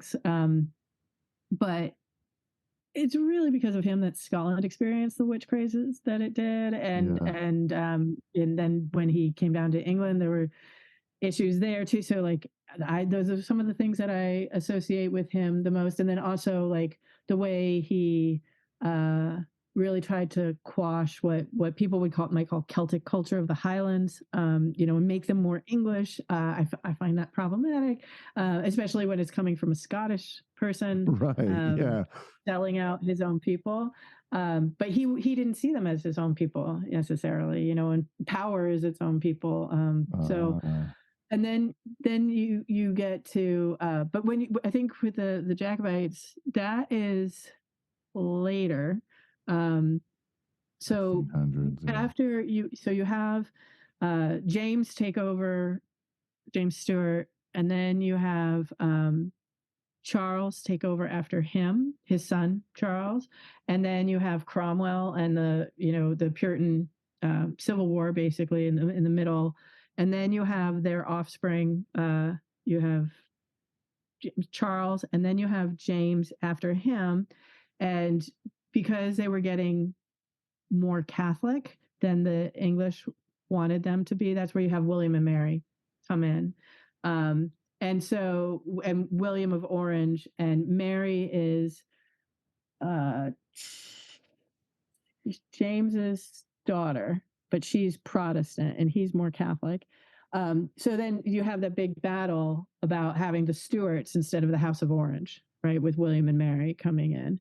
And so then when you get, I think then the next generation is Bonnie Prince Charlie, because they are doing, they have more military, as I understand it, and again, it's not my period, they have more military success than it looks to us from this distance because they lose so badly eventually.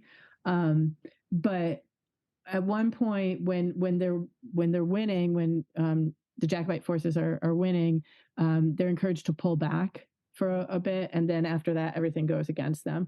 And then the people who wanted James to be king rather than William and Mary to be the king and queen, they keep trying to fight on while the heir goes to France, and then they come back and try to get Scotland.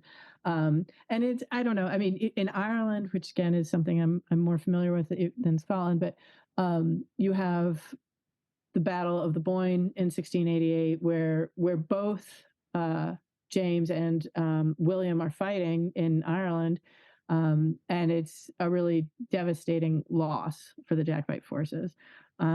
So, I mean, but they're both kings of England. It's like, it's not Ireland's fight. But at that time, of course, obviously it was, and that's why it was happening there. But they're still they're both kings of England. Whatever, one might be a little more Scottish and the another one a little more German. But they're both English. Yeah, I kind of conflated the Jacobite Revolution with the Reformation. I thought that was actually in the same period. So that's my bad. That's how everything just mixes up over there for me. It's really hard for me to separate all those things. But we've talked about to get back to Ireland a little bit, we've talked about St. Patrick and how he was going there to banish all the snakes. There's this really interesting story of him, and I think her name was Cora, and she was basically like a priestess, and she turned into a snake and swallowed him, and then he lived in her for several days, and then he had to break his way out. And so what happened to her? Yeah, if he's breaking his way out of her. Yeah, she got destroyed. Yeah. She died.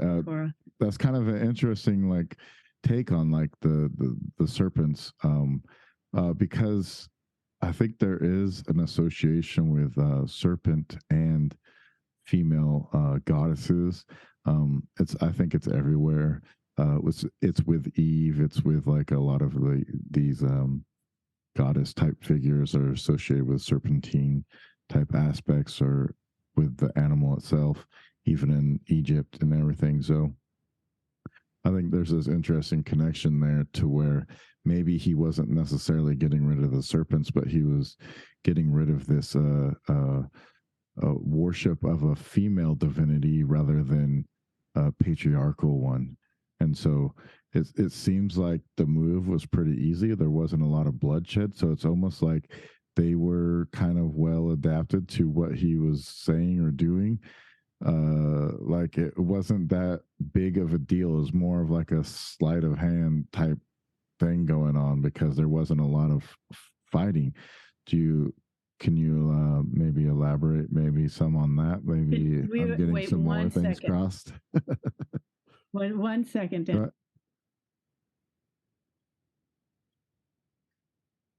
Yeah, it says here that being eaten by the snake is a reference to returning to the womb. Yeah. So I think snakes, obviously, I think there is a strong association with females and also with the earth. I mean, one of the things that in ancient Greece you'd have snakes can tell you when there's problems with the earth, like an earthquake coming. And so if a snake leaves the temple, you need to be on the lookout for earthquakes, and snakes are so useful for like protecting the grain, and then also snakes, the way they shed their skin and the renewal that's associated with them, and so many different. So like huge fan of snakes. Snakes are wonderful. And there is a association, as you said, with females in particular. But I have to say it with Patrick. So as I mentioned earlier, you've got these two writings that are by Patrick, and I was all set up, like, I'm obviously feminist, and I think that Catholicism has done a lot of damage to women, especially, not just women, but especially to women. And it is very patriarchal, which I think is very problematic. And so I was sort of predisposed to be hostile to Patrick. Like, Ireland was like the religion of the goddess and the religion of nature, and then Patrick came, and the snakes are representative of paganism that he's driving out, and this is not helpful to Ireland, right? But Patrick is actually a much better person than that in his own writings, as you see it, and he's much more collaborative with females in particular. He very much appreciates the females that are helping his work, and it seems like females are more his partners in his work than males are.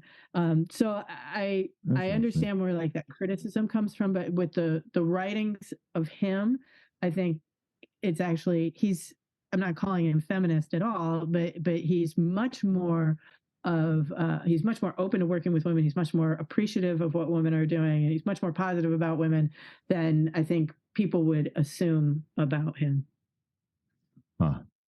Yeah. So do you think that maybe just that legend of him driving out the paganism is more of a legend and fairy tale than what he actually did? Maybe he just made I think definitely made friends with kind of the locals instead. I don't know. I mean, he was a man on a mission, and but he was a man on a mission without a lot of power, so he didn't have the ability to tell people to do what he wanted. I mean, he does write that letter to Coroticus, but like, I'm on Patrick's side with that one, because like Coroticus killed and enslaved a whole bunch of people. So, I think Patrick's on the right there, but I think that he clearly wanted people to convert to Christianity, and he clearly felt Christianity was better than paganism. So I don't think it's fair to say, or I don't think it's accurate to say that he was friends with paganism, because I think he was opposed to paganism. He is trying to end paganism.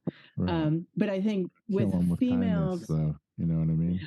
And with women who are converting to Christianity, that's who he's making friends with. That's who he's partnering with. That's who he's appreciating. So it's not pagans, it's Christian women. But he does genuinely have respect and appreciation for what they're doing. And not every male writing in that century did. So yeah. I have a question for you. You mentioned that you were identifying with being a medieval witch.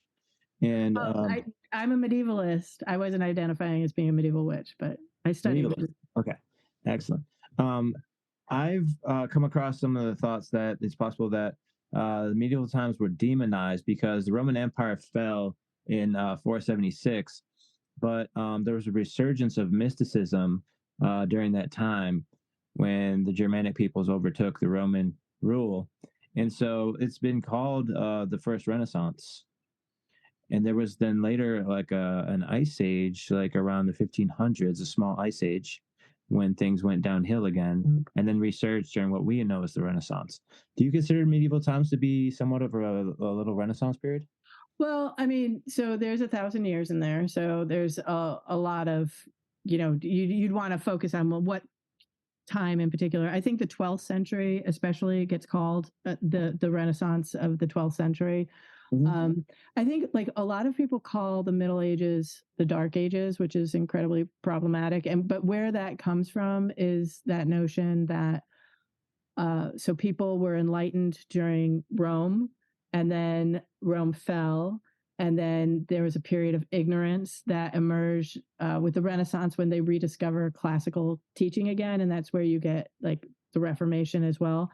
And inherent in that is a lot of anti-Catholic bias, because it's saying like when the Catholic Church was in control, that was a dark age of superstition and ignorance.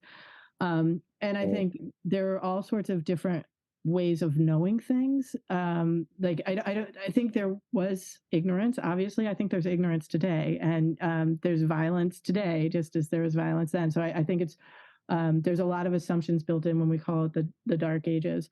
And I think like Rome had a lot of issues in and of itself too. So like Rome to me is not this like paragon of like what we should be striving for.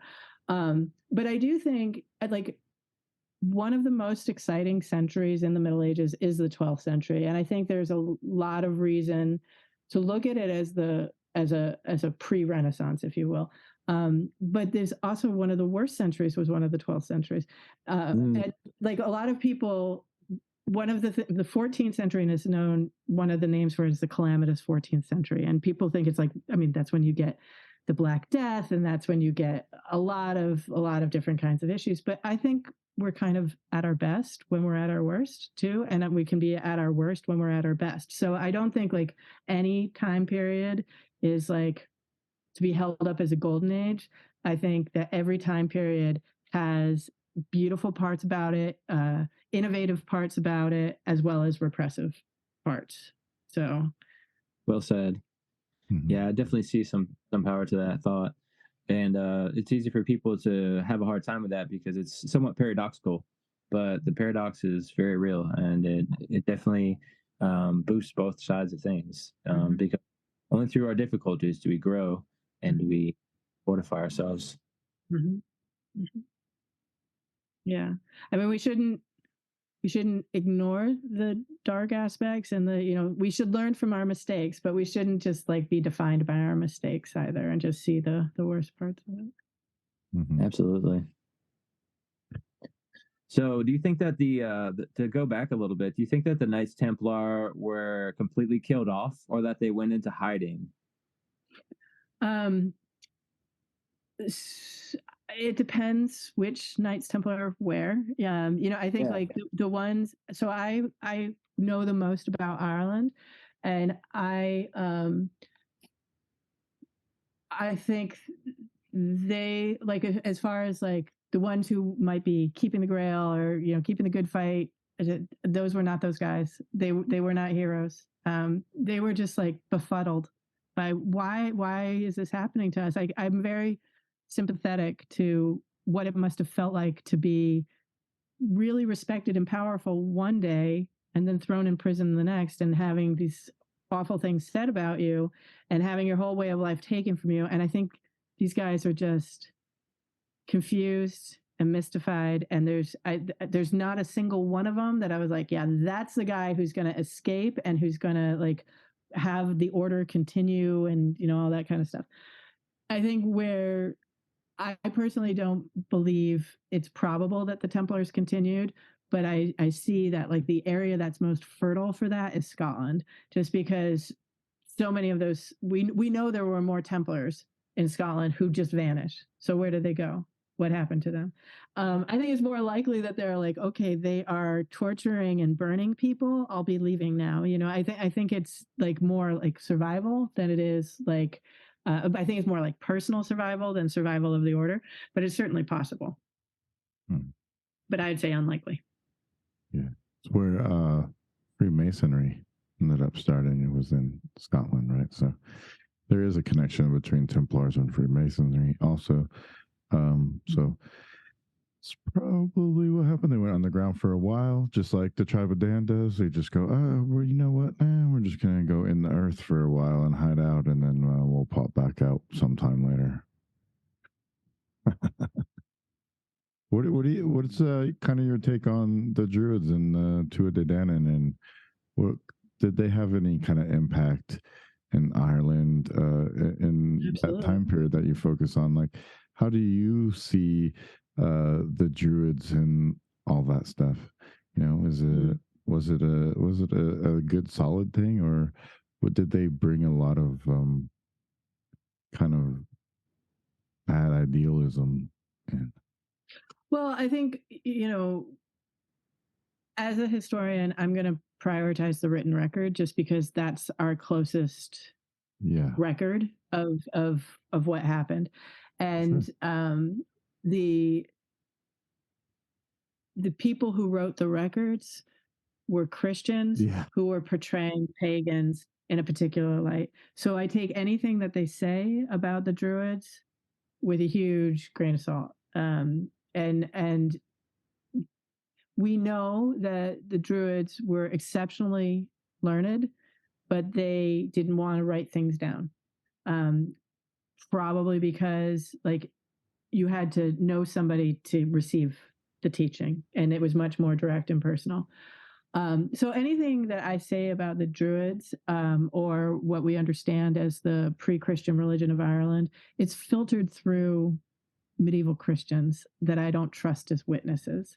And then you can go to the archaeological record as much as you can, but then you're working with objects, but you don't know what it meant to the people who created them. I mean, I think, and then like, so one of the places I love in particular in Ireland is called Carramore. Mm-hmm. It's a megalithic cemetery.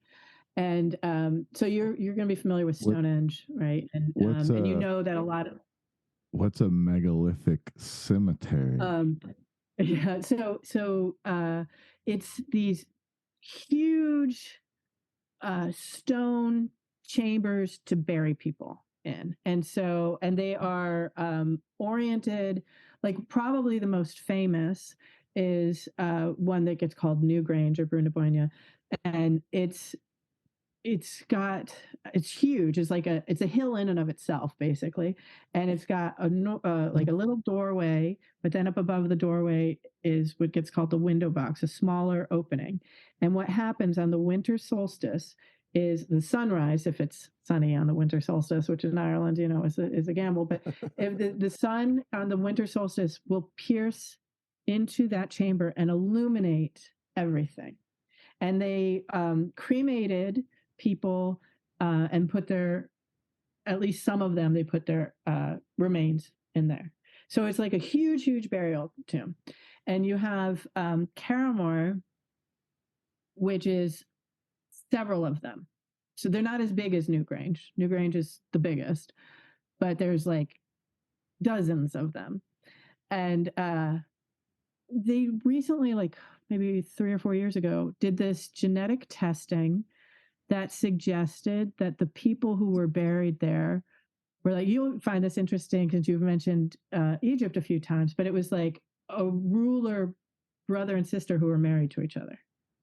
And it seems to be a very hierarchical, oppressive society as far as what they're finding through sifting through these remains. That's not the image I like to have of megalithic Ireland, you know, so old Stone Age Ireland.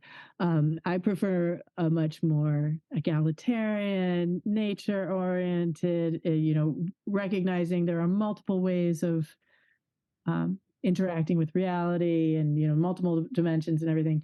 But the historical record, unfortunately, there's not a lot of evidence to support that. That's just more like what I'd prefer to be true.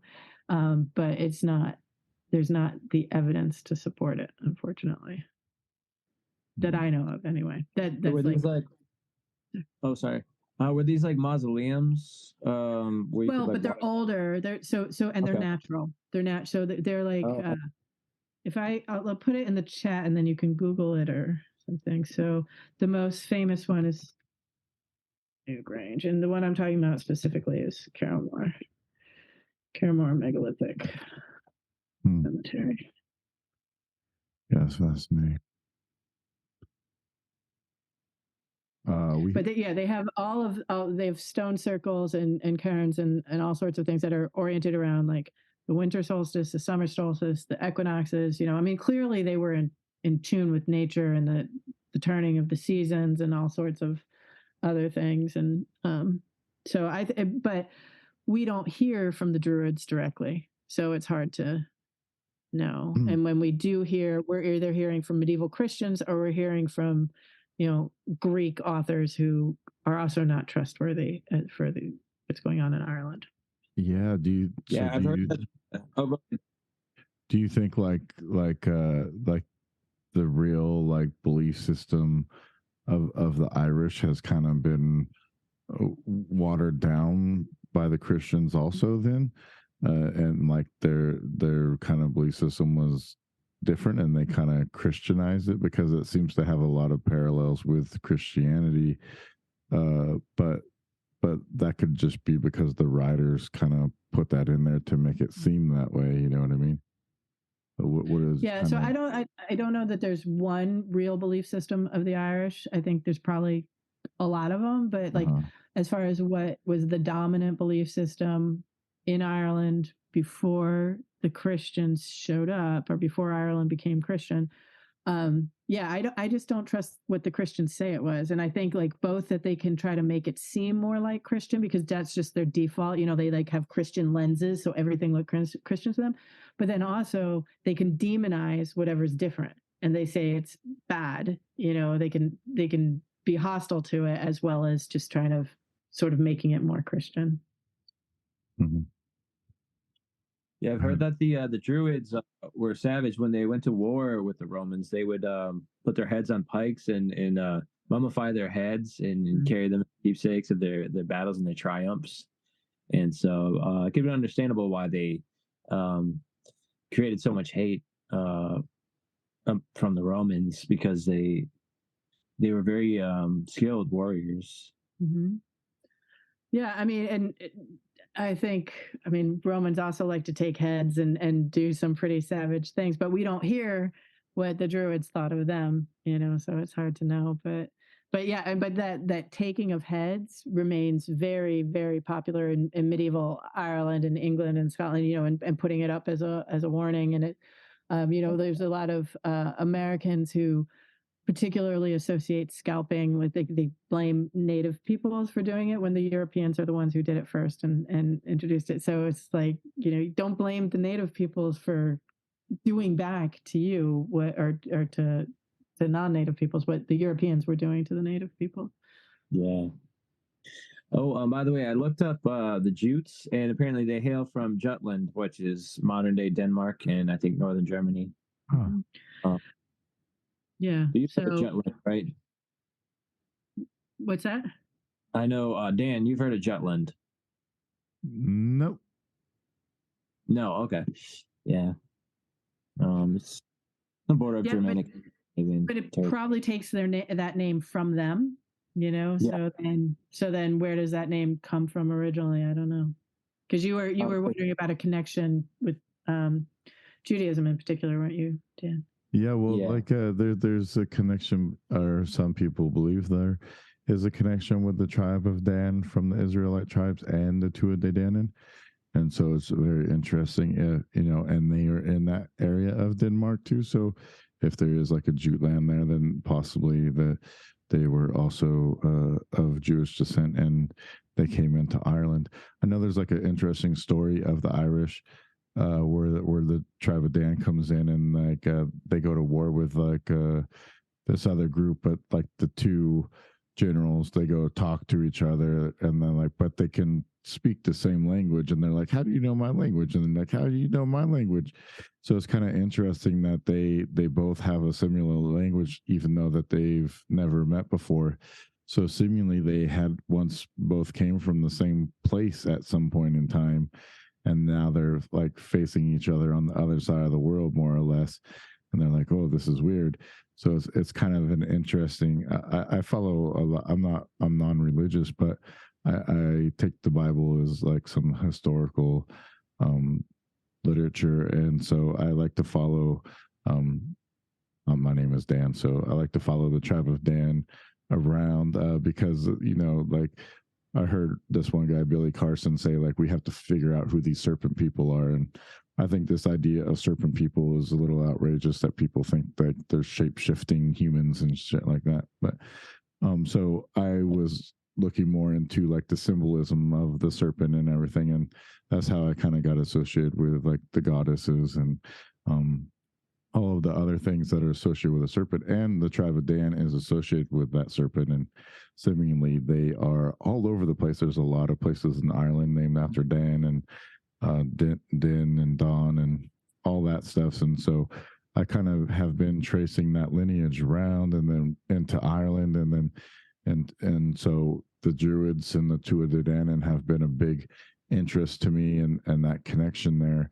And then So even the Milesians, right, they escape from Egypt and they go into Ireland, and Dan lets them live and they go underground so that way they can stay there. So there's a lot of different connections to like Ireland and Judaism and the North and everything. So it's just very interesting. That's like when you said like the people of Northern Ireland, they had like all these ways, and they had like this Christianity before Christianity.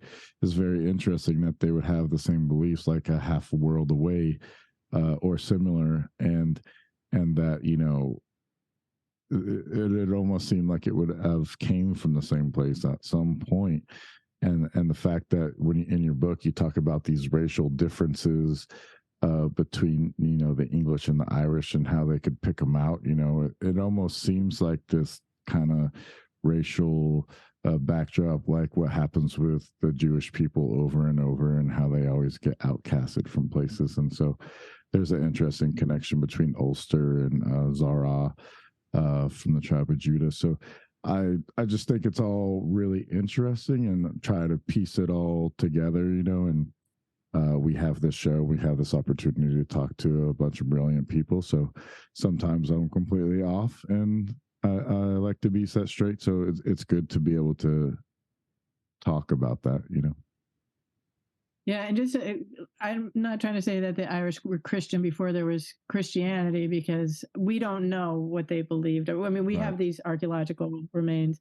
They were Christian before the English were Christian, though, and they were English before the Normans were Christian. You know, so there's that, and you know, but that's weird though, because there's like a jump there. It's like, because seemingly it all moved over that way from there.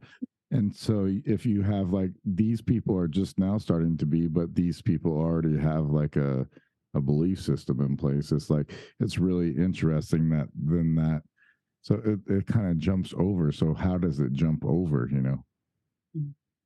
Yeah, I mean, well, Patrick actually, he's abducted from probably from Wales and brought over to Ireland. And so you had the Romans who were colonizing England, and so there was some Roman Christianity in England before there was Christianity in Ireland, but that was primarily, at least the evidence for that is associated with the Romans, and once the Romans go, then that framework goes, whereas Ireland really took to Christianity, and then you have them spreading, they became missionaries like Columkill, who settled in Iona and then colonized in Scotland and other places there. But you'd be interested too that Patrick gets portrayed as a second Moses, and like the early Irish Christians really want to see themselves as continuing in the Jewish tradition as well as in the Christian tradition. And one of the things that gets kind of thrown at them, that's used to detract against them, is they get called what's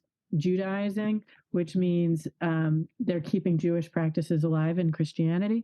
And partly that has to do with the date for Easter, because Ireland followed an older way of calculating Easter, which was too Jewish for Romans. But there's actually no evidence, even though, like I said, there's the claim that Noah's granddaughter was the first human really to settle Ireland. But Noah is pre-Jewish, right? I mean, we look at Abraham as the father of the Jews, and Noah comes before that. So she's pre-Jewish in that sense too. But the Irish, because they knew that they were so separate from Christianity's history, they tried to claim themselves as integral to it in some way. And those connections with Judaism were important for establishing that in the early Middle Ages, but then they become held against them. And we don't have any evidence that Jews really lived in Ireland. There might have been like trading and stuff like that, but we don't have any evidence that Jews lived in Ireland until the Normans came in the 12th century. So, but again, just because there's no evidence doesn't mean it didn't happen.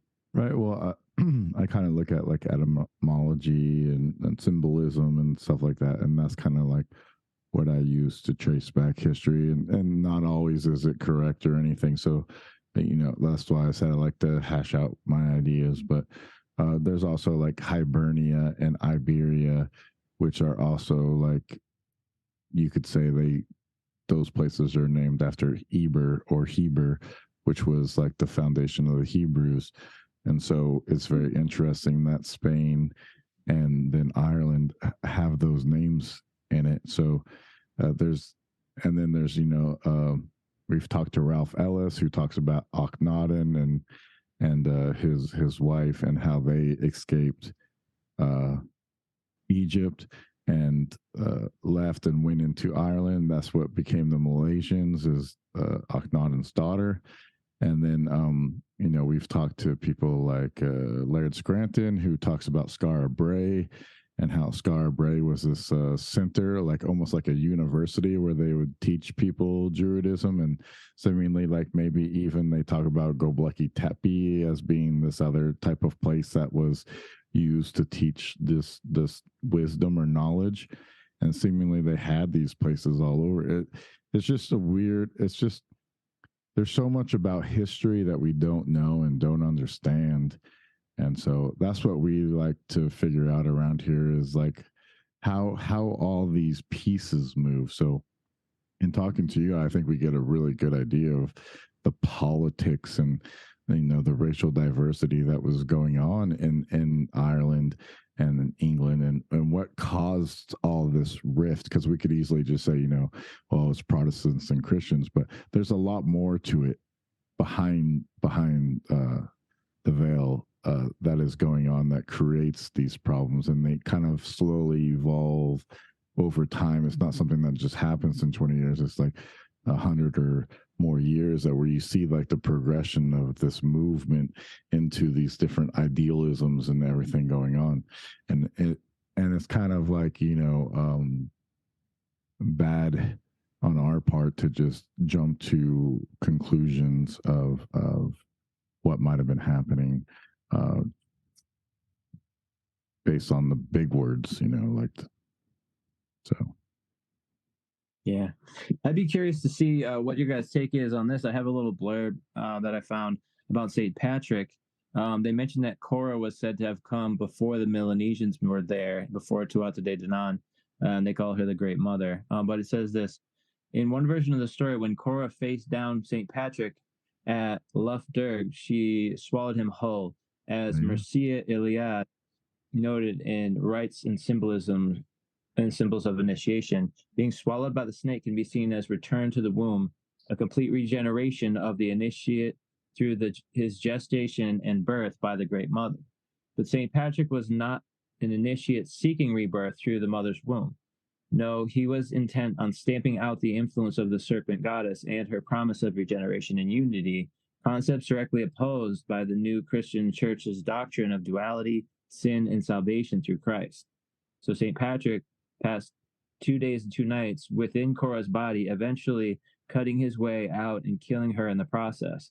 The water of the lake turned red with her blood, and her body turned to stone. These stones were seen jutting out of the lake near to Saints Island, and became part of the penitent experience of purgatory.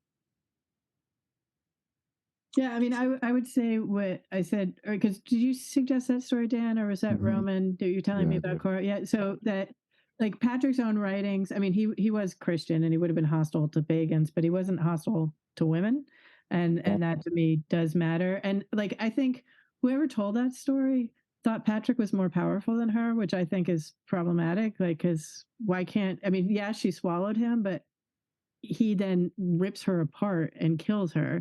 So it's saying that ultimately he's more powerful. And so that's not really, to me, like, I think her beliefs, if they're more about, the strength of women and the connections with nature and all that things, they're stronger than some guy, talking, because that's all he could do, really. So I don't know. I mean, I actually haven't heard that. So, I mean, I'm familiar with Mircea Eliade, but I haven't heard that story in particular about Cora.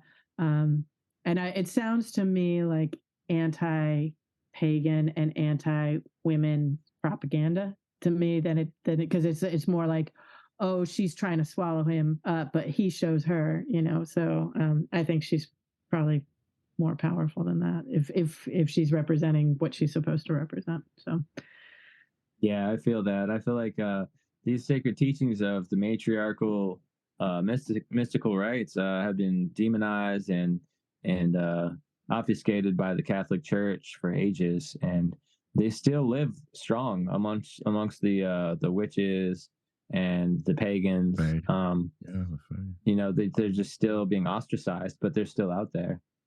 And it's interesting. There's still like one of the heretical groups I find so fascinating are called the Guillamites. And the Guillamites believed that Christ had come again, but this time as a woman, and that as Jesus was the incarnation of the Son, she was the incarnation of the Holy Spirit.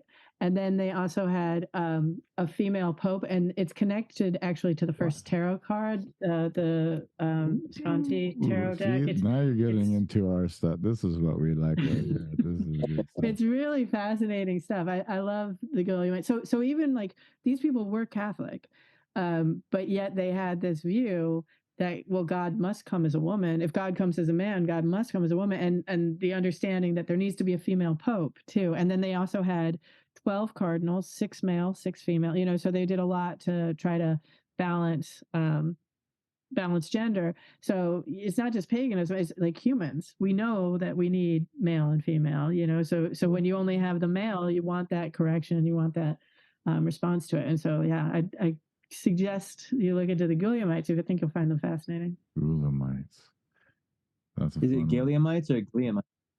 So I spelled it. So it's a woman named Guglielma of Milan.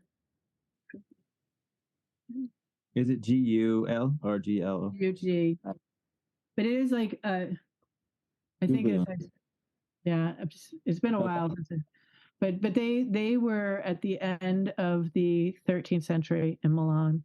And yeah, they're incredibly fascinating. Yeah, that's amazing. I know the Holy Spirit was originally known as the Baba, and the Hebrews changed it to Abba, having the same letters in it. They equated it as the same word, but the Abba refers to the Heavenly Father. However, Baba referred to Mother Nature, or the Sacred Mother.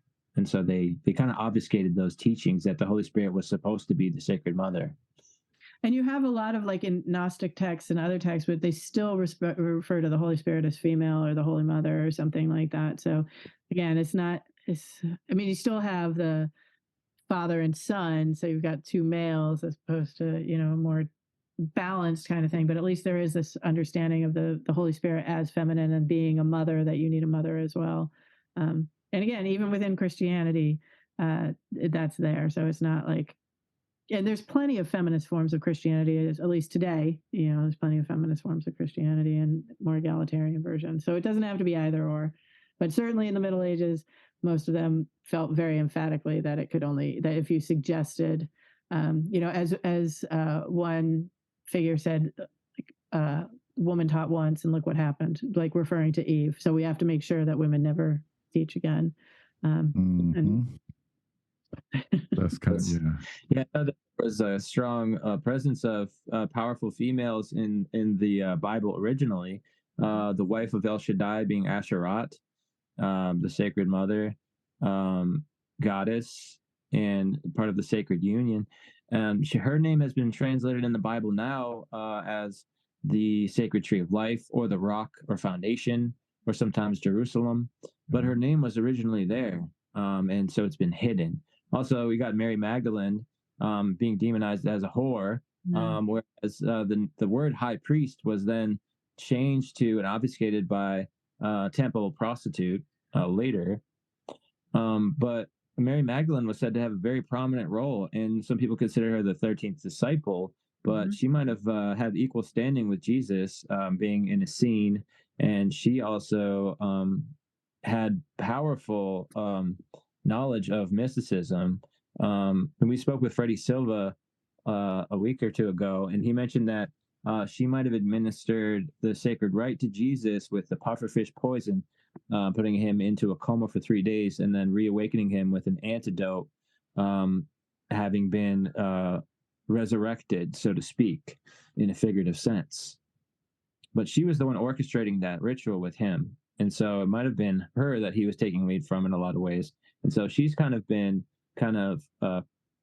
like obfuscated in this whole situation of the patriarchy changing the story in a lot of ways. But I feel like she was very powerful. They also know her as the woman in red. I mean, she is known as the Apostolorum, the apostle of the apostles, because she's the one who delivers the good news. She's the one who delivers that Jesus isn't really dead. Or he is dead, but he was dead, but he has risen. And all of the Gospels agree that she's the one to share that message in some way first, which shows that was so central to Christian teachings. They couldn't deny it. They couldn't try to write something different in those stories. So, yeah, I mean, when she gets, portrayed as a repentant prostitute, that's the easiest way to discredit women in patriarchy, is to call them a whore. So she clearly was a very, very powerful, important follower of Jesus, and you can even see it in the Bible. I mean, there are other texts out there. There's the Gospel of Mary Magdalene. I don't know if you read that, but so you can see in the Gospel of Philip, which is another Gnostic text. It's really asking why Mary is the favorite. That clearly she played a central role. But yeah, the evidence to me doesn't suggest necessarily the pufferfish poison and all those things, but again, just because there's not the evidence doesn't mean it didn't happen. And like one of the things one of you were asking earlier is like, to what extent is there truth in this? Well, what is truth, right? Yeah. And how do we know what truth is? So there can be meaning that's deeper than fact. Faith isn't about facts, and that doesn't mean it's lies or something like that. And that's one of the things I appreciate so much about the Hebrew Bible, and the way there are so many versions of a story, because it's not just the literal thing that happened. There are just always going to be different ways of getting at the truth, which is deeper than one surface message. And that's, again, like what I appreciate about the parables is, okay, think for yourself, break free of the rational ways of thinking and come to new solutions. But that's not the way that like John can handle it. John is saying, no, there is one right answer, my answer. And if you're not conforming to what I have to say. But again, I wouldn't say Patrick is necessarily that guy that's, trying to destroy women, or, I mean, he did want to end paganism. He did, because he believed that Christianity was the right way, but his approach to Christianity, and I'll email to Roman, and Roman can share it with you, that when those young women are asking Patrick, okay, tell me about your God, and he answers with, well, look to the stars and the moon and the river and all that stuff, so that you can see that kind of, that is, I think, maybe a closer link to what was important to pagans. But again, we hear about it in a Christian text about a Christian converting pagan, so it's just so hard to know what. But it is interesting to me that it's coming from women too. That he's speaking with women there. So I would love to see that. They say sometimes that when the Christians usurp a lot of the teachings of others, they use it as bait to reel them in sometimes. And in order to trap people, you have to use some bait of the truth to pull them into your lies a lot of times. And we see that happening a lot, time and time again, to Christians. Yeah. I mean, I don't know, like lies, again, it could be like different interpretations, I mean, it could be deliberate deceptions too. It's hard to know. I try to take the Discordian approach, where everything is true, false, and nonsense, and every combination of the three. Because there's the paradox: just because something is false doesn't mean it's not half true. Right. And a lot of times that's the case. And Hermes said that all truths are half false. Mm-hmm. So you can find a lot of power through the paradox that way. One of the things about the story of Jesus being put through a ritual, a mock crucifixion, for me, helps me understand that there is a lost history, that he actually went back to Kashmir as the leader of the lost tribe of Israel in Kashmir, where he supposedly is in a shrine there with the Book of Isa, who is known as there. But if he had a mock crucifixion and then he also was exiled and went back to Kashmir, that kind of makes every story come together and be like one, like golden weave through a bigger tapestry. But you have to be open-minded about these things and always learn, because there's so much more to find. Right. And especially with history, we have very limited evidence, so we don't know as one of the things I will frequently say, history isn't the past, it's our interpretation of the past based on the available evidence, and we only have some evidence, and that evidence comes from the powerful primarily. So I love that. Me too. Do you think there's any connection between the Essenes and the Knights Templar and their teachings and following of Sophia? Do you believe that they followed the teachings of Sophia? No, I think the Essenes are fascinating. I think like Sophia to me is a much more intellectual approach. I do not see the Templars as intellectuals. Okay. They're not known for that. They're warriors first and foremost. They're warrior monks who are also bankers. They're not running the universities, or they're not being, hermits and reflecting on things. There is, one of the things that's accused of them is that they're worshiping Baphomet, but there's no evidence for that. I think more what probably led, apart from Philip IV wanting their money, which is really what I think is why they're attacked.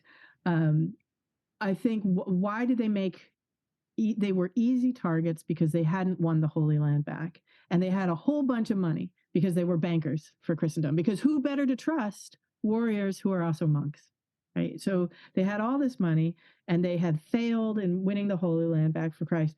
And in addition to failing to win the Holy Land back for Christ, they got along with the Muslims sometimes, and they weren't supposed to get along with the Muslims. They were supposed to kill the Muslims. So like this, accusing them of worshiping Baphomet also comes from like their accusers not understanding Islam and projecting all sorts of like, oh, we'll say this about them, and we'll say, I really do. I don't know it was that that they were that aware that they were making shit up, but I think to a large extent they knew this is what's going to get them, and so like one of the things they accused them of was having anal sex with each other all the time. And this, now we can have a more They rode two people on a horse, to have the there's being gay is not a problem, it's nothing to shame someone for. They weren't accusing them of being gay, they were accusing them of having anal sex and other kinds of things. It's a different kind of thing, but they absolutely thought being gay was like one of the worst things that you could do, or having anal sex was one of the most depraved things you were going to do. And was there gay sex that was happening among Knights Templar? There's gay sex that happens among people in all sorts of places. Who knows? But it didn't matter. Was it actually happening? It mattered. This is how we can get people to hate them. That this is how we can get people to turn on them, because they have been so powerful for so long. But we could say why they really lost is because they're worshiping demons and they're having sex with each other rather than honoring Christ. So I think, while there's like claims like they were worshiping Baphomet, I don't think they were worshiping Baphomet or Sophia. While there's claim that they were having sex with, I think people have sex with each other in all sorts of situations. And who am I to judge? I wasn't there. I don't know. But the proof isn't that they said that. The proof is that like they knew that was going to discredit them. And that's why they said it, not because they were actually having sex with each other. Yeah, I feel like that was probably for ridicule, because the Romans were known to have like had anal sex for fun. Like through the Greco-Roman period, it was very standardized for them. So for them to say that to anyone else is very hypocritical. Right. But, but among the Catholics, because they were saying like having any sex is bad. If you're going to have sex, it should only be between one man and one woman who are married to each other for having kids, and they shouldn't like it, And so like all other kinds of sex are bad sex, and anal sex is considered to be pretty much the worst. They couldn't even think of lesbianism, basically, so they couldn't even throw that accusation around too much because they didn't even think those ways. But there certainly were lesbians in history, and people were aware of that happening, but that's not an accusation gets used the same way as male homosexuality. So with everything the Catholic priests have been doing, they should not be the ones talking. right. Yeah, right. I did have a last question, but I forgot what it was. But I was going to say, like the Stone of Destiny, Jacob's Pillow. That's like another connection between the Hebrew Bible and Ireland, seeing as that stone was transferred and set up, and that's where they started crowning kings on Mount Tara. So I think that's also another very interesting connection of this Hebrew Irish connection. So that's kind of there's a lot of things that all take you back to Ireland when you start looking into like the Hebrew stuff. So I just find it pretty fascinating. Whether or not it's true or not, I don't know, but that's why I keep researching the stuff I research to find more connections. But it's been really great having you here, Maeve. Really enjoyed the conversation. Do you want to tell people where they can find your book, what you have going on, and any kind of links or anything like that? YouTube's, TikToks, whatever you got going on. Well, thank you very much for having me on your podcast. I've enjoyed speaking with all of you as well, and hearing, like, I've learned things today as well. I'm not really a social media kind of person, so I'm not. I don't have a TikTok. That was a joke. That was a joke. Or YouTube's, but unfortunately, like my more recent book, The Sacred Sisters, is so ridiculously overpriced. It's over $100, over €100, over £100. It's just ridiculous. It's the marketing scheme that they have for those kind of books. I think it's really unfortunate, because I wrote that not just for people who can afford to pay so much for one book, which is obviously only libraries can do that. So that's Sacred Sisters is unfortunately very hard to find. But The Templars, the Witch, and the Wild Irish, you can find. I mean, you can find both of them on Amazon, I'm sure. But like, again, Sacred Sisters, who's going to pay that kind of money? Whereas The Templars, the Witch, and the Wild Irish is available in paperback and hardcover, Kindle. But yeah, and then I'm working on another book right now, looking at the intersections of religion and racism from essentially the Norman conquest of England to the Statutes of Kilkenny in 1366. So stay tuned on that one, I guess. Excellent. Right. So Amazon, you don't have a website or anything, or nothing like that. So all right, well, excellent. Well, thank you very much for being here. We appreciate your time, and thanks for going a little overtime with us today too. Normally we do about 2 hours, so thank you for hanging out with us a little bit longer. And thanks, Indy, for joining me also. And glad to be here. Thank you, Fire Tribe, for listening, and wake up.